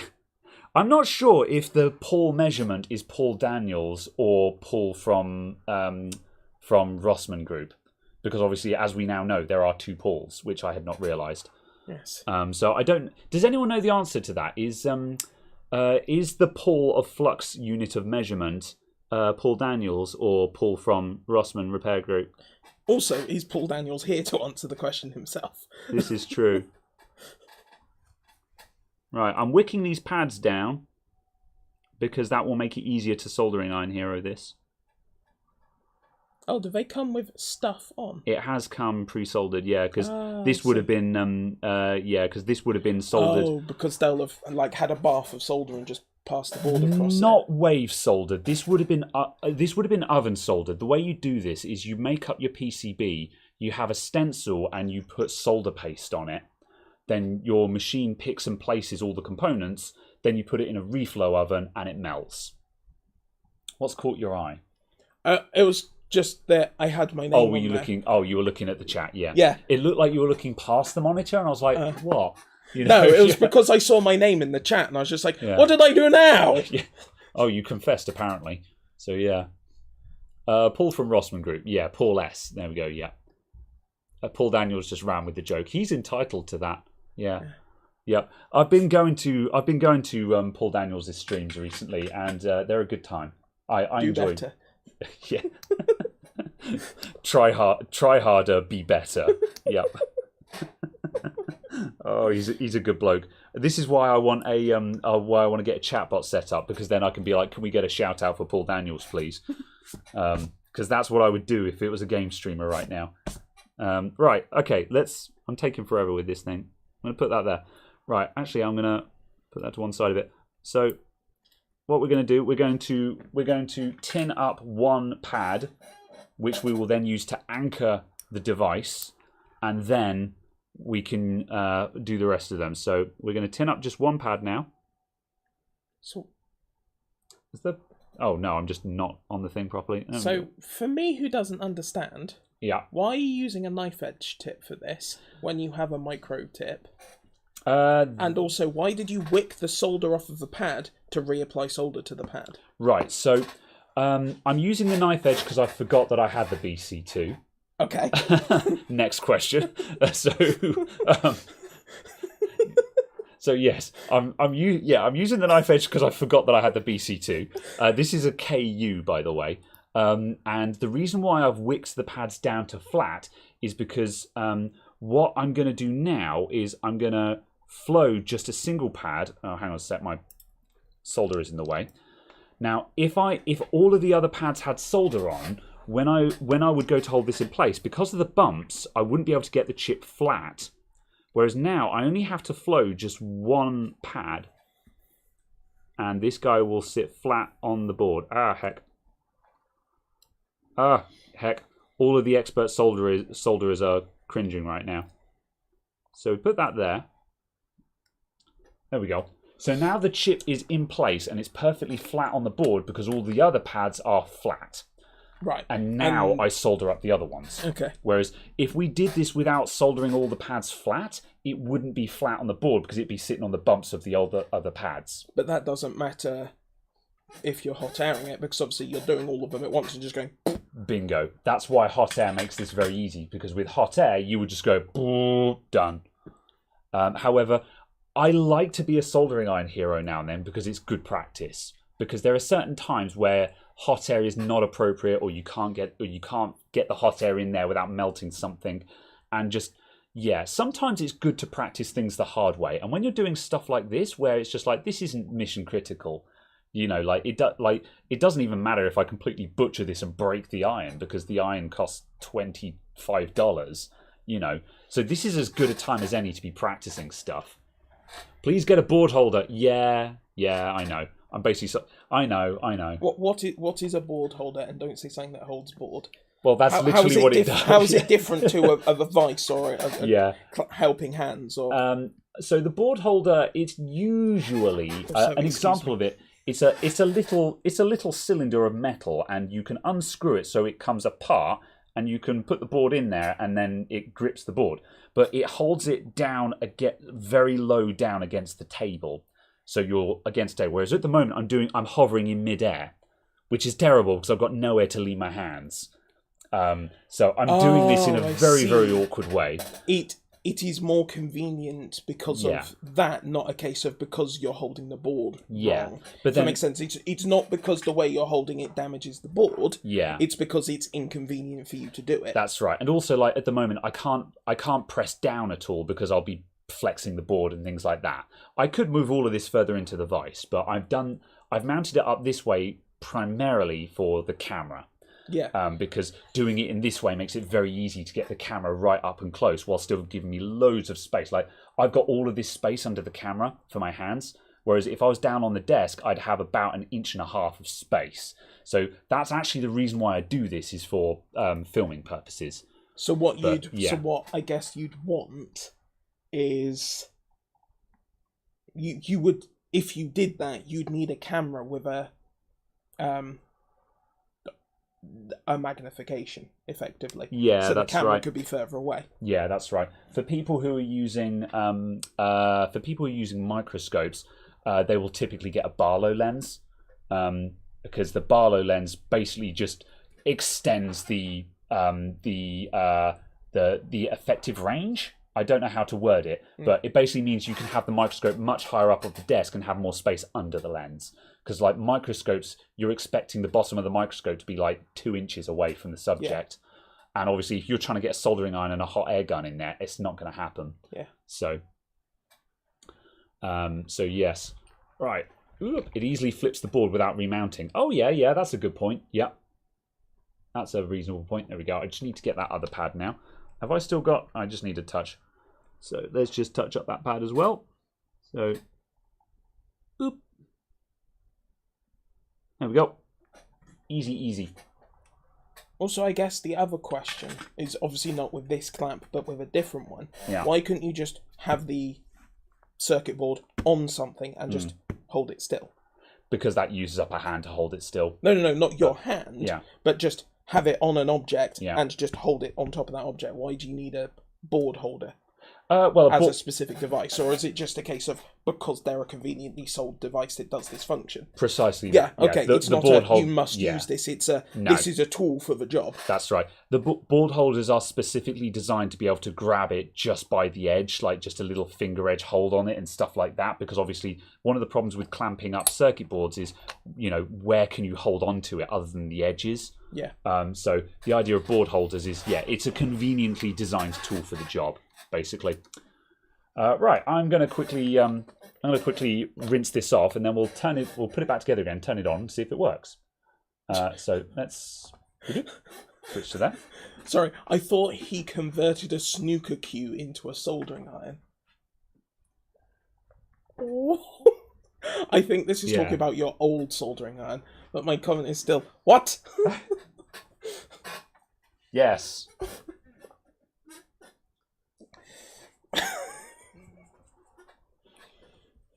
Yes. Don't say that out loud. We're live on YouTube. Okay, right. Let's just give one more. Barlow is something you do when trying to buy a drink from the bar. Refers to a method of pushing in. I feel like there's some wordplay going on there, and I'm just not getting it. Yeah, there's still a bit more flux on there. Let's just... I could dip this whole thing in my board cleaner because it's actually small enough, but or my ultrasonic rather. There we go. That'll do. It's got some flux residue all over it, but I might actually just whatever. That's just flux residue. However, that soldering, that's all right. I'm happy with that for a soldering iron hero job. That'll do it. Right. Where did I get the chip from? So this chip is... Could you grab the model number of it again, please? I got it in the post. Yes, I got it in the post from a viewer from Sondeg. I hope I'm pronouncing that name right. So, they got theirs from RS Electronics or RS Components, sorry. And the exact one is hang on a minute, bench cam. Let's pull the. Hang on a sec. Have we actually got any sensitive information on here? No, we don't. Do we? That's why I was double checking. Yes. And then double checking again. Yeah, so this is an SI 7210 Hall effect sensor, which was purchased from RS Components. So you can get them from various other places as well, I'm sure. It's a common part, so it shouldn't be difficult to find one of these. And it's just a neat little mod you can do to a pine saw to add the Hall effect on it. And yeah, in addition to that, I don't know if the TS100 has this by default or not. We might actually find out in a minute, unless anyone else can confirm. So yeah. And in response to what Mark says about saying thank you to me asking the simple questions, I am attempting to play the role of the idiot side person by being the idiot side person. Yeah. Oh, there's a big old flux blob on the back of it. Have you enjoyed this conversation in English? Oh my god. There we go. My favourite English was the one about the mobile phone processor I found. Allowing you to to avoid stagnation and so on. What the hell is stagnation? Yes. Okay. It also allowed you to open the red letter. That's my favourite letter, the red one, yeah. Yes, as was deduced by several people, it was assumed that it was talking about receiving payments faster. Because in China, it's tradition to give money inside a red envelope. Yeah. Oh, I see. Yeah. So opening the red letter faster means you're receiving the payment more quickly. Yeah. Was what my friend who lives in China and I thought of because we're just having a chat about hilariously awfully translated things. Ah, I see. Right. Which one is the ground screw? I think it's going to be that long boy.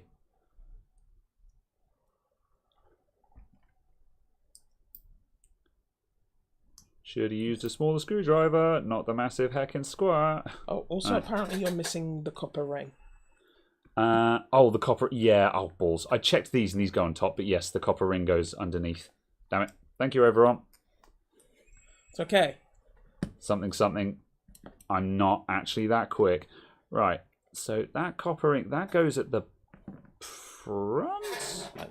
Yes, that goes at the front, yep.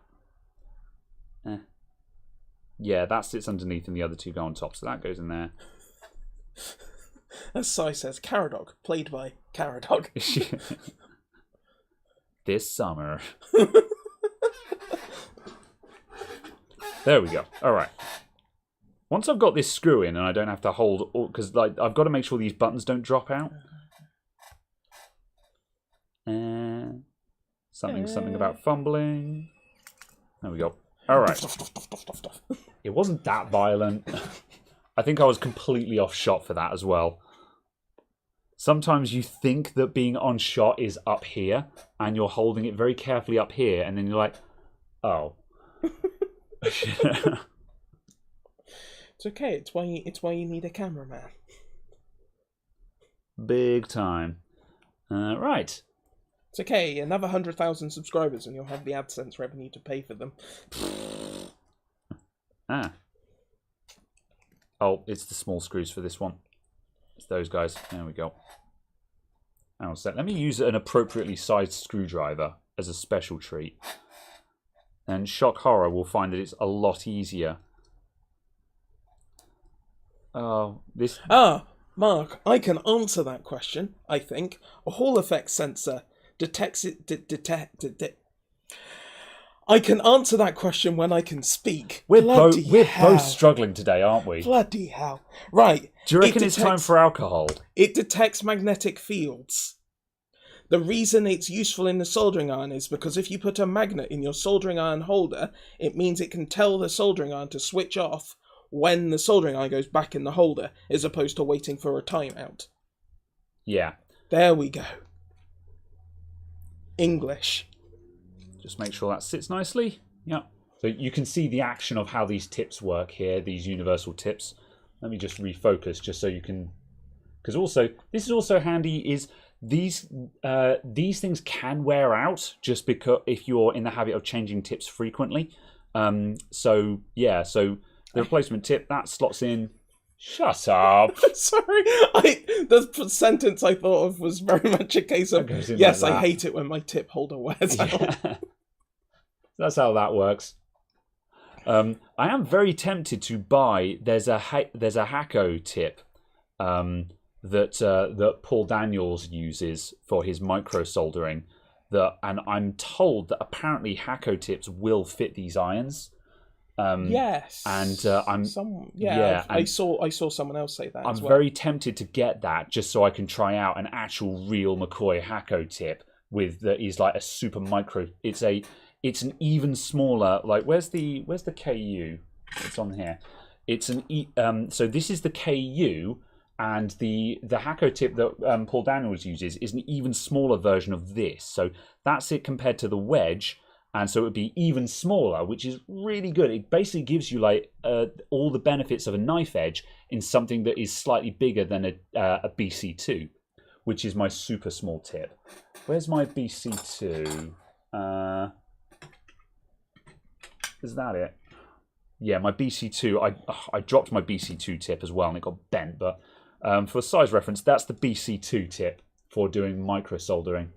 So you can see already we're going down to really small tips. So basically, imagine that guy, but with a knife edge instead of the conical tip, and that's what this particular Hacko tip would give me. So I'm very tempted to try that out. Okay, right. Let's get this thing reassembled. We're more or less there now, I believe. That should just click back into place, I think. There we go.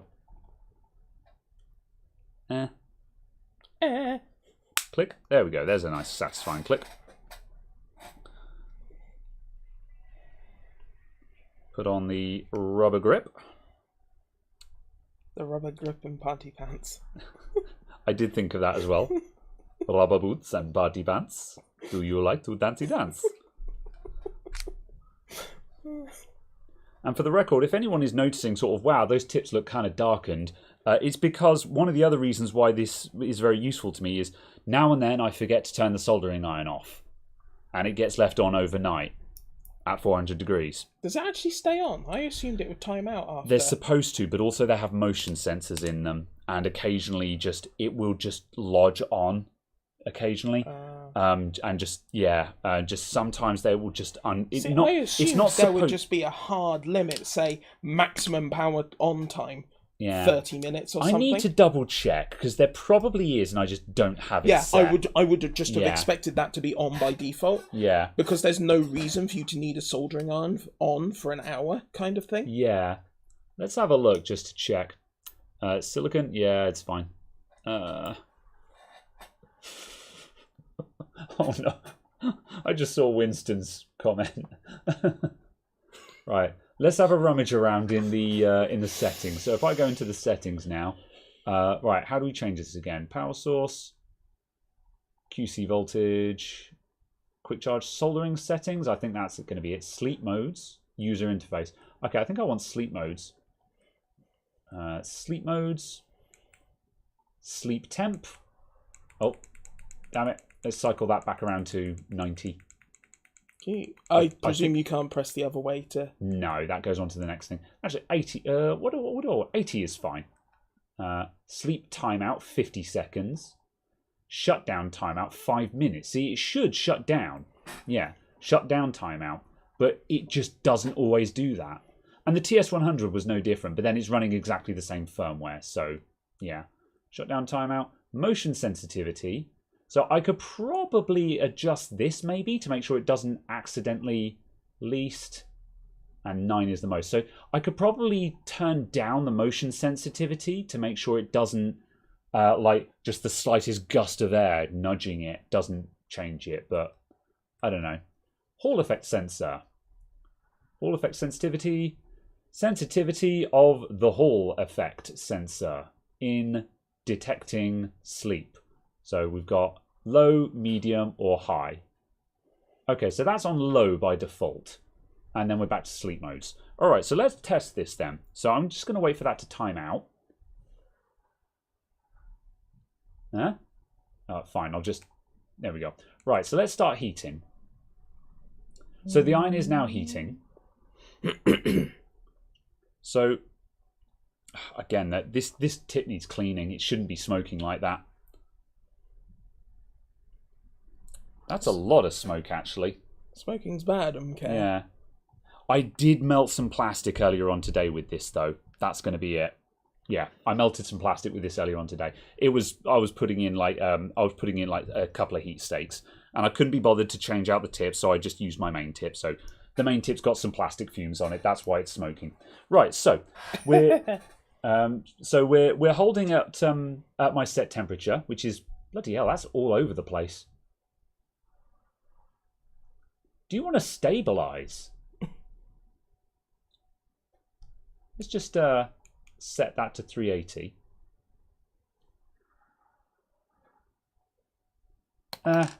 It works. So now if I bring a magnet close by, I think it needs to be up this end.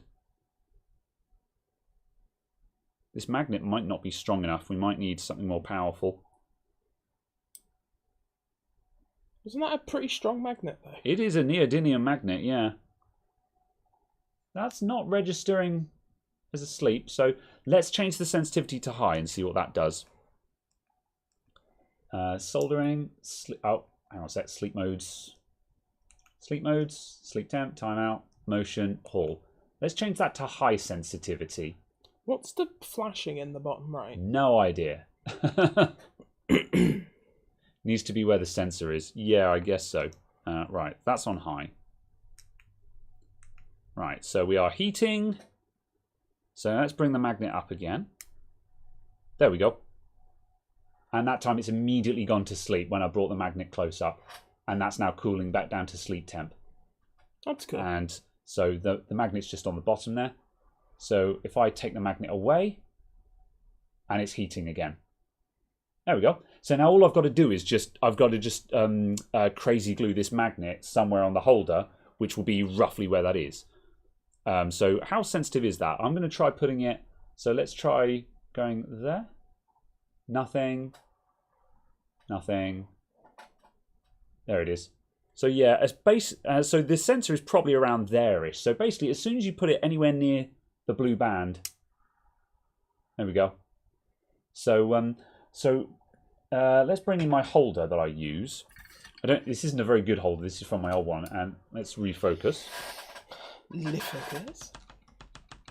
There we go. So it sits in the holder like that. So if I had the magnet on the bottom, wouldn't you want it there? Yeah. Well, if I put it about there-ish, that might be shielded by that ring. That's probably going to be enough, if I'm honest. So let's see. Right, we are heating. No, that's not good enough. What if I put it... What if I have it like right there? That'll probably do the job. Yeah, there we go. That'll do it. Pick it up. Heating. Put it down. Sleeping. Nice. Perfect. There we go. Now I have an automatic soldering iron. Rad. All you need to work out now is how to get it to automatically solder the things. Yes. Well, you can get soldering guns. I don't fully understand the purpose of soldering guns. Does it just go and splat solder everywhere and then you place stuff? It looks like the desoldering gun, except it's got another nozzle that's coming in with presumably a feed of solder. So you can kind of like just go wah, and it just automatically. But I'm like, but you could also just feed in the solder. Yeah, I mean, I suppose it means that you could solder one-handed, and maybe that's good if you're like on a production line and you're just going like device board solder done kind of thing, instead of having to position the device and then go in with two hands or something, like a welder, pretty much. But yeah. Also, maybe it might be a case of it's designed for slightly bigger stuff. Oh, excuse me. And it's designed for if you're at awkward angles, maybe. Yeah. So you're soldering something in a piece of equipment, so you need to get in there at a funny angle. Well, so you can't move the device. Yeah, that would make sense. Interestingly, while it's in sleep, normally you press both buttons to actually switch off the iron. So if I pick it up, So if I press both the buttons, it's gone into standby. So that's just now the standby screen. Whereas while it's in sleep mode, if I press the two buttons, it doesn't standby. It's now locked in sleep mode. So that's a little bit annoying because I can't just do that while it's resting. I have to actually take it out, reset it, and then put it down. But yeah, obviously it's so yeah, that's slightly irksome, but that's not a big deal. It's just an interesting thing to note. So yeah, I should switch. Well, I try to remember to turn it off. However, sometimes I forget. That's the thing. Sometimes I forget to turn the iron off because the problem is that obviously you're using the iron intermittently as you work, and when you're finished up with something, or you know. When I'm finished up, sometimes I forget to turn the equipment off, basically. So, yeah, that's it, basically. What stops the Hall effect from triggering when you're using the soldering iron? That's why there's sensitivity on it, just so if you bring it, like, if it picks up a stray magnetic field, it doesn't trigger off of that. Also a case of probably because it's not strong enough to detect the Earth's magnetic field. No. Sorry, sensitive enough. Yeah. I mean, it's entirely possible that would work on the medium sensitivity, which actually, you know what? Let's test that because that would be interesting. I'm going to quickly put that to the test. So I'm going to set that to the medium sensitivity and see if that works. I just whacked it up to high because I'm just like, I'm not sure if this is actually working. Motion, Hall effect. So let's go medium. So on the medium setting... it does not trigger. Like, if I had a stronger magnet there that could get deeper in, or I wonder if I positioned it... Oh, if you stuck that on the inside... That might just work, actually. Hang on a sec. Let's just place that down there. We just spotted a possible better place to put it. Bench cam? So I had the magnet on the front there just then. However, the problem is the Hall effect sensor, when it's in the holder, is actually, like, here. But what we could do is, if we put it under like that, so it's in there, that should probably work a treat. You're also less likely to bash it now. Yeah. I need to find a better magnet, because that's also a bit long, and I think I'm going to clip that when putting it in the holder. So I think but yeah, let's just test that out. So, heating... No, on the medium that doesn't pick up. So yeah, you need a bloody strong magnet. Or the thing is though, is the metal is shielding the sensor as well, I think. Yeah. What if you if you move it further in? That's as far in as I can go. Oh, I see. So yeah. I mean, I could find this is a reasonably strong magnet, but it's not devastatingly strong, but it is a neodymium magnet. So yeah, I think just leaving it on the high setting is enough. I don't think, I'm not soldering near magnets. I'm not soldering hard drives. I'm not soldering hard drives. There are no magnets on boards, so yeah, this is kind of a non-issue as far as I'm concerned. Motion, Hall effect, high. Oh, I think it flashes to indicate you're at the end of the thing. Like that little blinking thing that was saying that is the highest setting you are on. There we go, sleep. Yeah, that's cool. All right, that's that. That's the Pine-Sol Hall effect sensor mod. Did it? It's only been sitting on the side for about 2 months. Cam link. Oof. That's how long I'll. Oh, there we go. That's how long you'll admit to. Try it behind with the setting on high. Better place. Well, no, I'm quite happy with the magnet being there. Actually, I think that's a convenient place for it, in my opinion. But I'll see. I'll fiddle with it.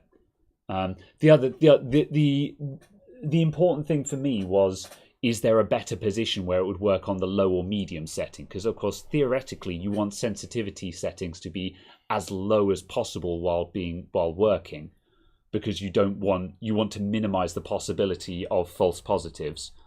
Yeah.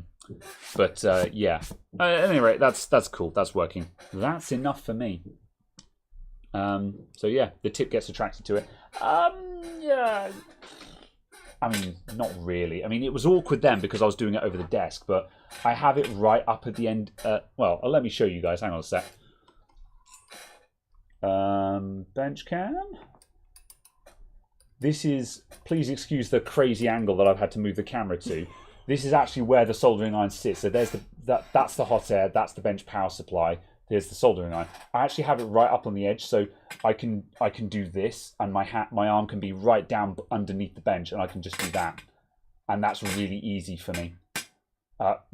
Okay, yeah, nah. I mean, I've got to aim, but that's fine.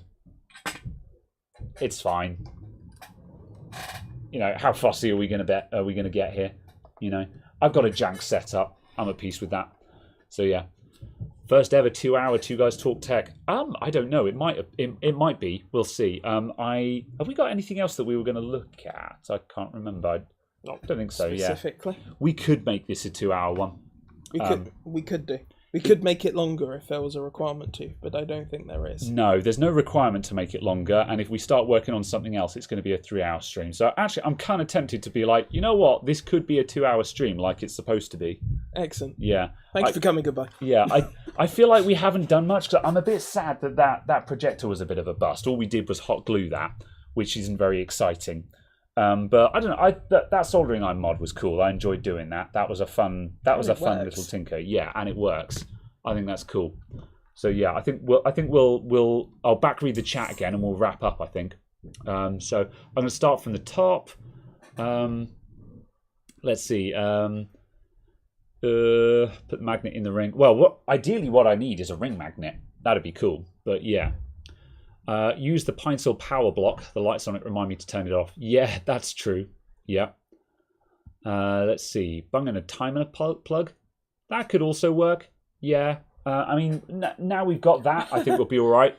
Oh yeah, just make it so the hot air and the soldering iron only work between 10 and 6:30. Yeah.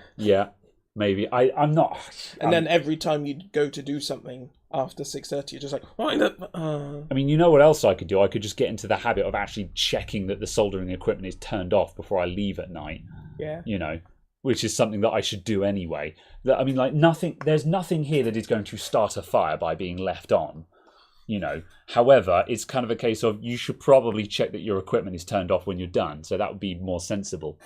So yeah. Let's see.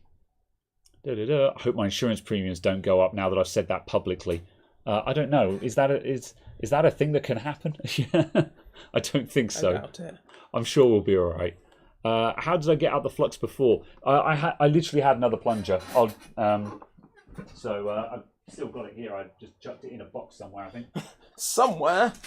Yeah, where did I put it? In one of the many boxes. Yeah, I've got 10 seconds to find it before I get bored and give up. Oh, there it is, I found it.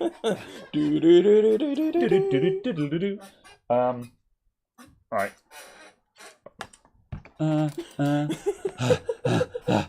Okay. Bench cam. There we go.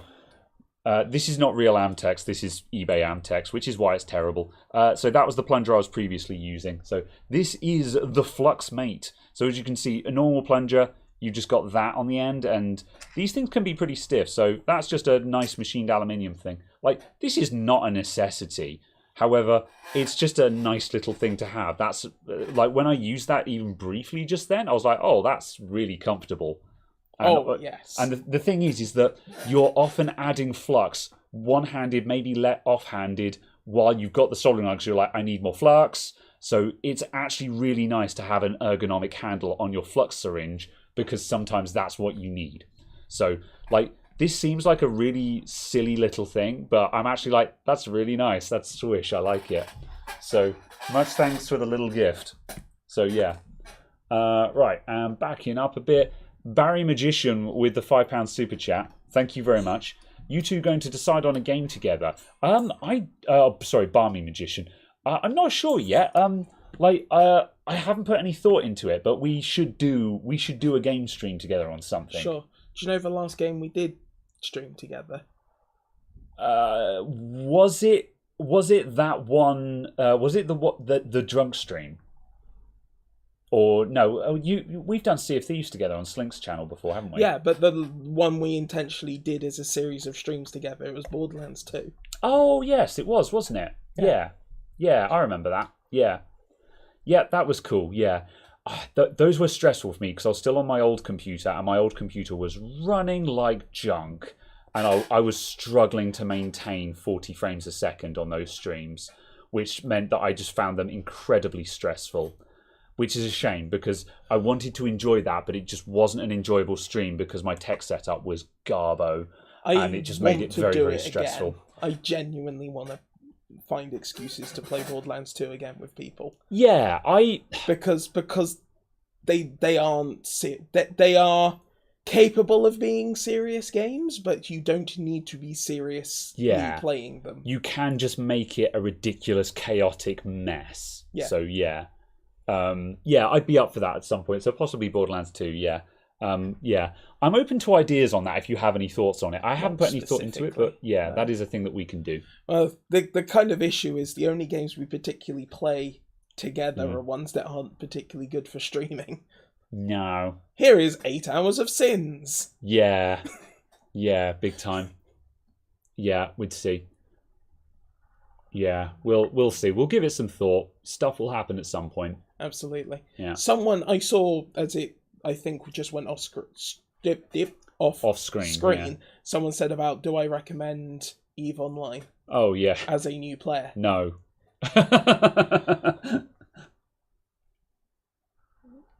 Both. Yeah. The new player experience in the past 36 months has been completely rewritten, completely remade, is brand new, and has seen their 14-day retention rate go from something like 6% to something like 90%. Oh, wow, yeah. So it's really worked for that. And I can't remember what... This was all stuff from EVE London in 2019. Yeah. Where they had literally just implemented it. But they said something along those lines. But it's a case that the thing that several of us who have played a lot of EVE have said is that EVE itself isn't particularly good. It's what EVE allows you to do with the people you find in the game that is good. Yeah.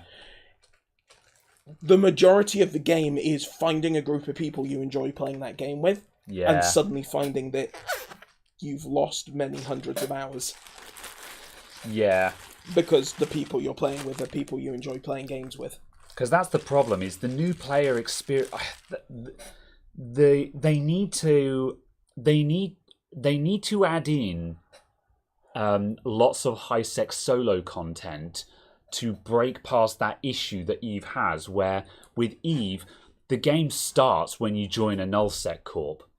And that is very difficult to do if you, like you say, you've got to find a group of friends to play with. And it's just like, imagine you're going in blind with no friends who play the game.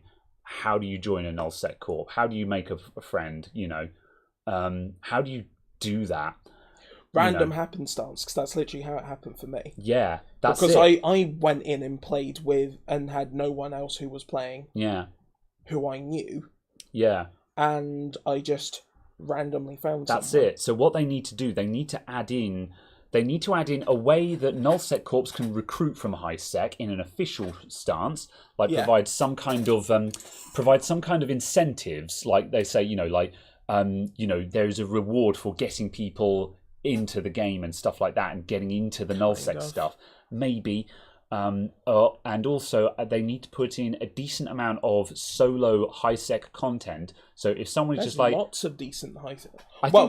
There is lots of high-sec content, full stop. Yeah. You can easily spend months just doing high-sec stuff with no one else involved. And that's good then, yeah. Content. And you've been able to do that since I started in, 2007? Fair enough. Because there's level 1, level 2, level 3, and level 4 missions. Yeah, but they suck, though. There's obviously the starts of mining. There's incursions. There needs to be story quests and such, like, where there's actually there's 6 faction story quests that take you basically all over New Eden, and they've been in there since 2012, 2013. They should probably make those more visible then, because I had no idea they were there. They're literally a big flashing button. maybe I didn't look hard enough. But then on the other hand, obviously I was brought in. I was introduced to the Your new game experience was completely not the game's making of a new game experience. Yes, that's true. Yeah, yeah. I had a bit of a broken introduction to it. What the hell is Poochven? Where is that? Teltac. Also, you've not played the Poochven, and I'm like, what the hell is Poochven? Okay, yeah. I do not know. Yeah, no idea. Okay, right. Hang on a sec. I'm gonna scroll. Absolutely. Have I seen Furry Borderlands? What's Furry Borderlands? Thank you for coming. Good night. Okay, right. Let's see. Just to quickly summarize again for the people who came in earlier on, the lad's computer that everyone donated to last week. Thank you again. Next a week tomorrow, so not tomorrow, but next Sunday. He's coming into the shop, and we're going to build up his PC. It's not going to be a live stream. We're going to be making a video for it, just because then there's no pressures of a live stream, which is a bit rough for your first time on camera, you know. So yeah, we're going to be doing that. It's going to be great. We're building him up. Basically, we're reassembling one of the computers I've got on the show counter, which is an i3 12100F. It's going to have a 6600 XT, 16 gigs of RAM, Corsair 220T case, and then all the rest of it and stuff. It's going to be a nice computer. He's very excited about it. It's going to be great. So yeah, that's that. So yes, right, and I think that's everything. Yes, exactly.